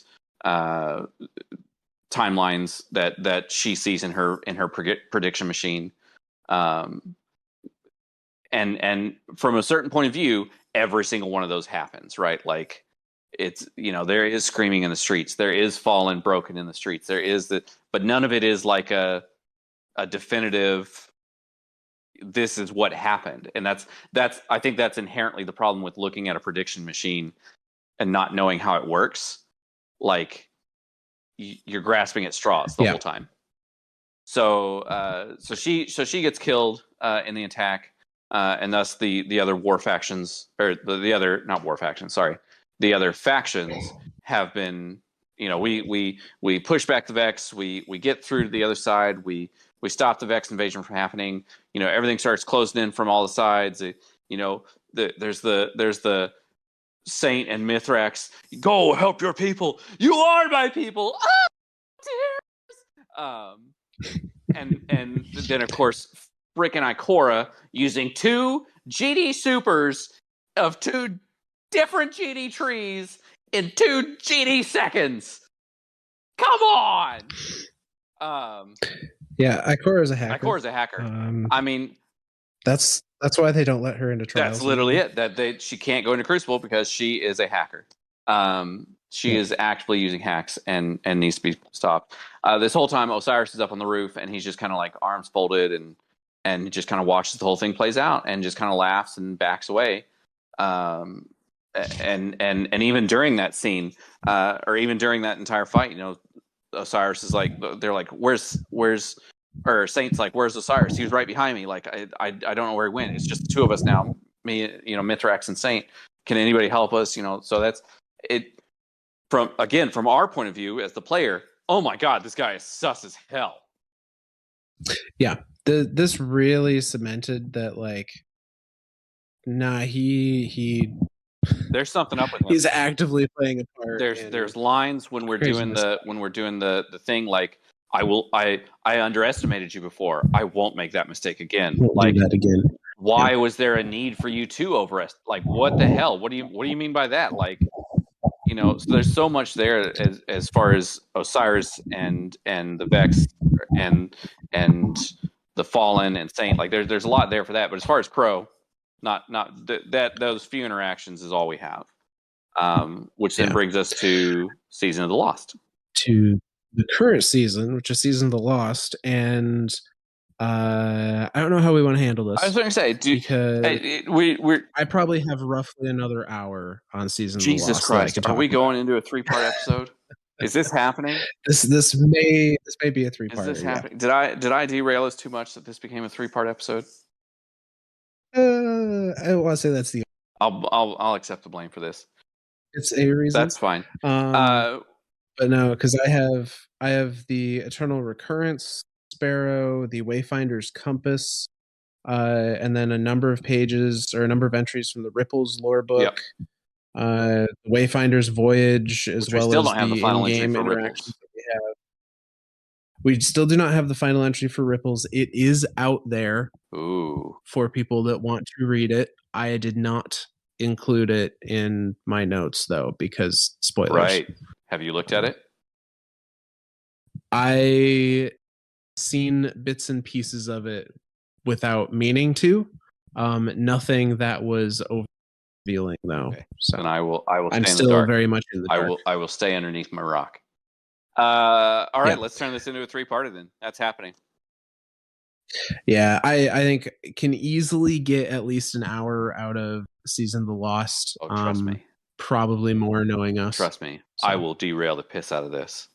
And we will get 7 more hours out of this. No. Okay, well that's cool. So and before all this started, I did ask about the Festival of the Lost, which is happening right now, and the lore entries that are happening which all revolve around Glint. Yes. roaming the soul system. And so I think if we do if we run out of time next time, I can't even say that with a straight face. We do have a little bit there. Otherwise, I would like to have as a special Halloween episode of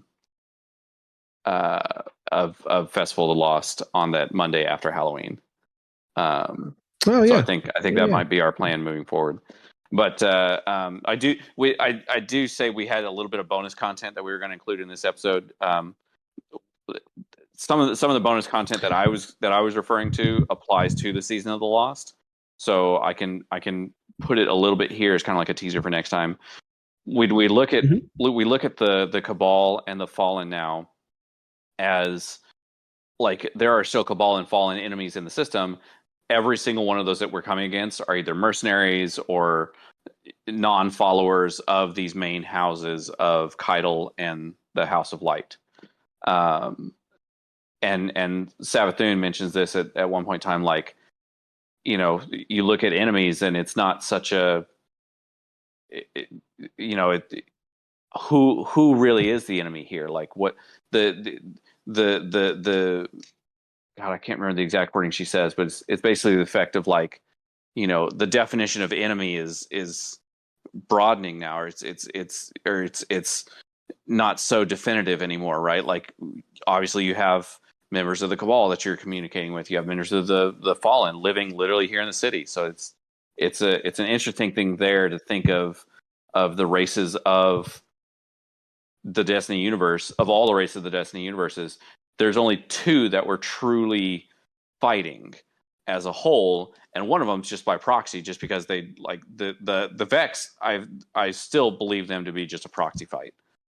Like, we're just fighting them just because they're there. Like, I don't have any true reason to hate them, other than they turn things into mechanical things, and Asher is now a harpy for some reason. So he was clearly turning into a goblin. I know he's not a harpy. Yeah. No, I agree. Are just a case of immovable object meeting an unstoppable force kind of thing. They don't have an intent behind them in the same way that the other races do. Like the they Hive are a threat actively want to snuff us out, is what I feel like. Yes. The Hive want to just grow, expand, multiply, consume. Yeah, the Hive want to murder. The Vex are just following a program.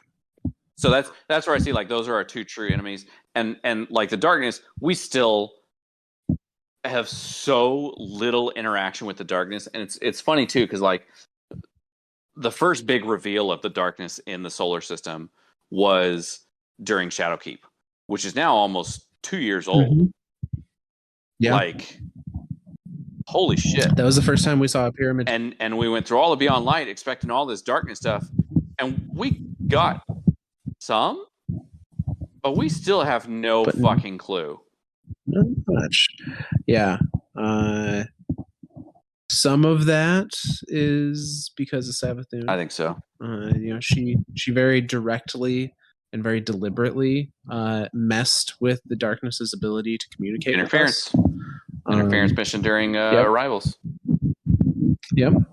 So yeah, and say my little bit of bonus content, because I promised I'd say something, a theory that I currently have for two bits, I guess. The first bit, there is no possible way that she doesn't know that Crow is all. Like, I would find it a real stretch for her to have actively gone out for a night on the town, drinks at a bar, and not found out that Crow is Aldrin. I think you're right. I mean, maybe they could explain. I mean, just the sheer number of people they would have been around. Unlikely. Right? Like, somebody had to have cut them a sideways look and been like, what the hell are you doing here with him? Yeah. So that's theory number one, is that Amanda knows, and assuming she does know, that just lends even more so to the strength of her character, because she did care so deeply for Cade, almost as like a brother or fatherly figure. Maybe not fatherly, brother. Like the crazy uncle. I definitely think brother there. Yeah. She had a very deep connection with Cade and was affected very much by his death. I mean, his cape is hanging in her workshop. You can go right now in game and go look at Amanda Holiday's area, and up against the wall is Cade's cloak, and sitting on the ground is the Colonel. Yeah. So I think if we're assuming she does know Crow's previous self, then that also implies, given that recent lore cards, she still is kind of speaking of him fondly. I would say just lends to the strength of her character, that she has been willing to, in the same way that Zavala has, understand that the person in front of them is different than the person that did those acts that murdered Cade. Yeah, no, absolutely. And that leads into another theory. We're all about and that theory out theories here. That theory, this one's a little out of left field, but I'm gonna say it now. I am theorizing that Amanda Holiday is going to end up being the first light bearer guardian that does not have to die first. Oh shit. And now I don't have a ton of evidence to support this, except for the fact that over the last couple seasons, she has repeatedly been told by multiple people of multiple races that she would make an excellent guardian, and they are often surprised to find out that she is not one already. Mithrax is one. There's this particular lore card Yep. where they're talking and she's like welding or something like that, and they're just talking back She's and forth. fixing the ether tank that the people sabotaged. And he's and like she says something and he I remember Mithrax like looks at her like, You're not a guardian? Nope. Yeah, he asks if he could meet her ghost next time that she comes by, and I just read this, which is why I'm remembering it.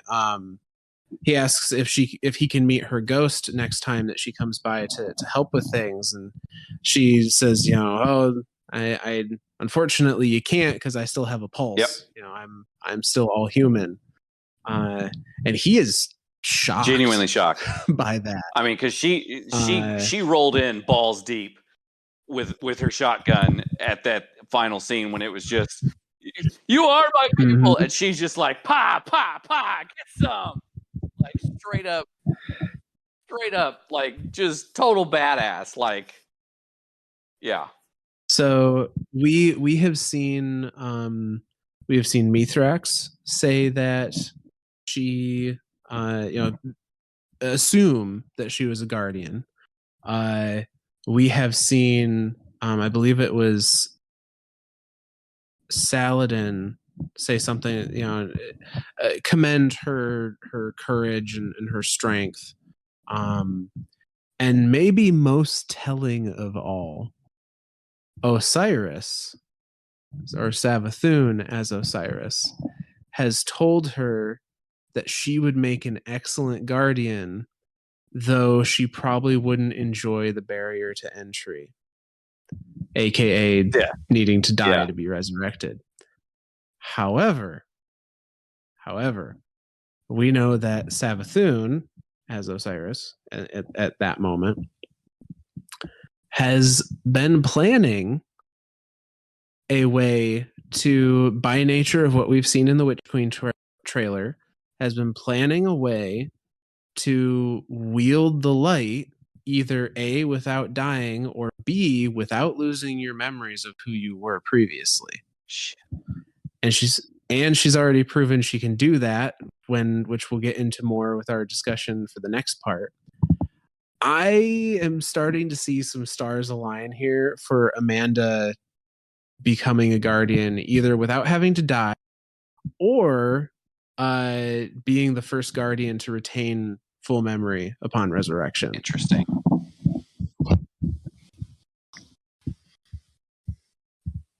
Well, and Savathun, oh man, you sly fox, you are a sly fox. Okay, well then we will leave some suspense for next time without completely ruining Season of the Lost, because Lord knows nobody here has played any of Season of the Lost and doesn't know No, of course not. any of the story this season. No one plays Destiny. What are you talking about? Dead game. Well, that's the big thing, right? Like every Destiny player tries to find the most plausible way to not play Destiny, right? Yep. Okay. No other population of players tries so hard to play as little of the game as possible. Right? Like that's just makes no sense. Okay. Well, then we will start our traditional thank yous. My first thank you goes to I'm gonna have to thank Savathun first, because she's a tricky bitch, man. I don't really have any. The more I listen to her talk, the more I like want to be her friend now. Like maybe she's not as sus as, I don't know. I keep humming this song every once in a while, and it gets in my head, and then it's just like da, da, da, da. Like I don't know where I heard it. Don't listen to those honeyed words. If we have maybe if things end up having time at the end of part 3, I would definitely like to discuss some of her strategies. I feel she's implying when she's talking Oh, to us. absolutely. That's part of Season of the Lost is going to be like we're going to have to talk about Sabbath. We can't talk about Season of the Lost without talking about Sabbath. Like that's just going to be, yeah. My next thanks is to Keitel for being the ballsiest female cabal in all of history, and quite possibly the only female cabal in all of history. It's definitely not the only. It can't be. Like, there's no way that, like, I mean, there could be. Like, with the number of legionnaires we're killing. I mean, that's a lot of babies to pump out, right? Like, that's. I mean, I doubt they're pod people. I don't see them as pod people. It's anyway. Thank you, Keitel, for being just bold and badassery, as well as Amanda Holiday. Like, if you do become a guardian, fucking, I will. Let's kick some ass. And then, of course, to Mark, our producer, Eclipse. Thank you for joining us as much as you can. It's absolutely a joy to have you in this channel. Thank you to Alpha for who I am now convinced is not Lee, but is Alex, and Alex is Lee, and vice versa. Not Brandon Lee, though. Just making things not worse. Brandon Lee. Brandon Lee is the Crow, and the Crow is not dead. He's clearly in Destiny. Like, he's just. Anyway, thank you to Brandon Lee for being the Crow. Why not? Because without that, we wouldn't have funny Brandon Lee references for the Crow. And of course, thank you, Myth, for doing the research, for putting in the work, and for putting up with my derailment of turning this from a 2-part into a 3-part. Oh, it's all in good fun. Of course. And say it. I think part 3 will probably we'll have a little more opportunity, some more in-depth derailment if we so choose. Oh yeah, so that's happening. Well, Miss, you got anything? No. I think that about wraps it up. And just a general thank you to everyone and anyone that listened to this or any of our previous episodes. I know we just kind of make this for the clan, but I did see we have a single non-clan follower now on our Podbean channel, which is kind of exciting. We're growing! Thank you, random follower! Shout out to that guy or girl. Do we have any type of... Yeah. I don't know that there's screen names or anything on... You just have a follower, right, on Podbean? Or no, I can pull up a screen name. Okay. We'll give a special shout out to our lone follower. I swear to God, if it's Tom from MySpace, I swear to God. Don't you laugh at me, woman. You know if it's Tom from MySpace, I'm going to call some bullshit.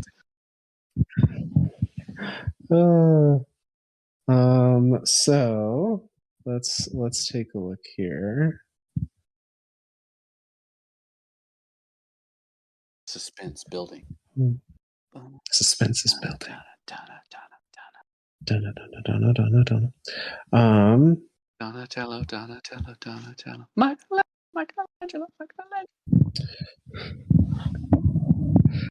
So I guess I'm gonna laugh if this is being clan on a different name, but they follow enough other podcasts that I'm gonna assume that it's not.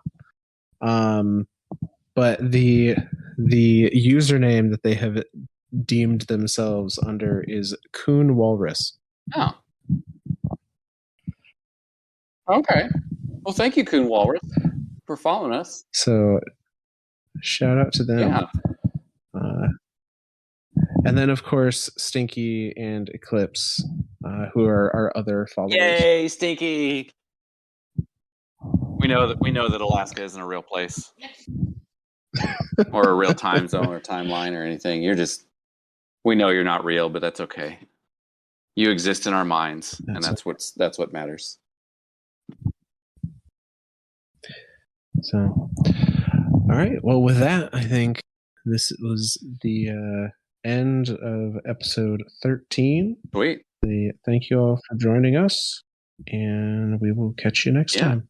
From all of us lore nerds to all of you Guardians out there, we'll see you next week.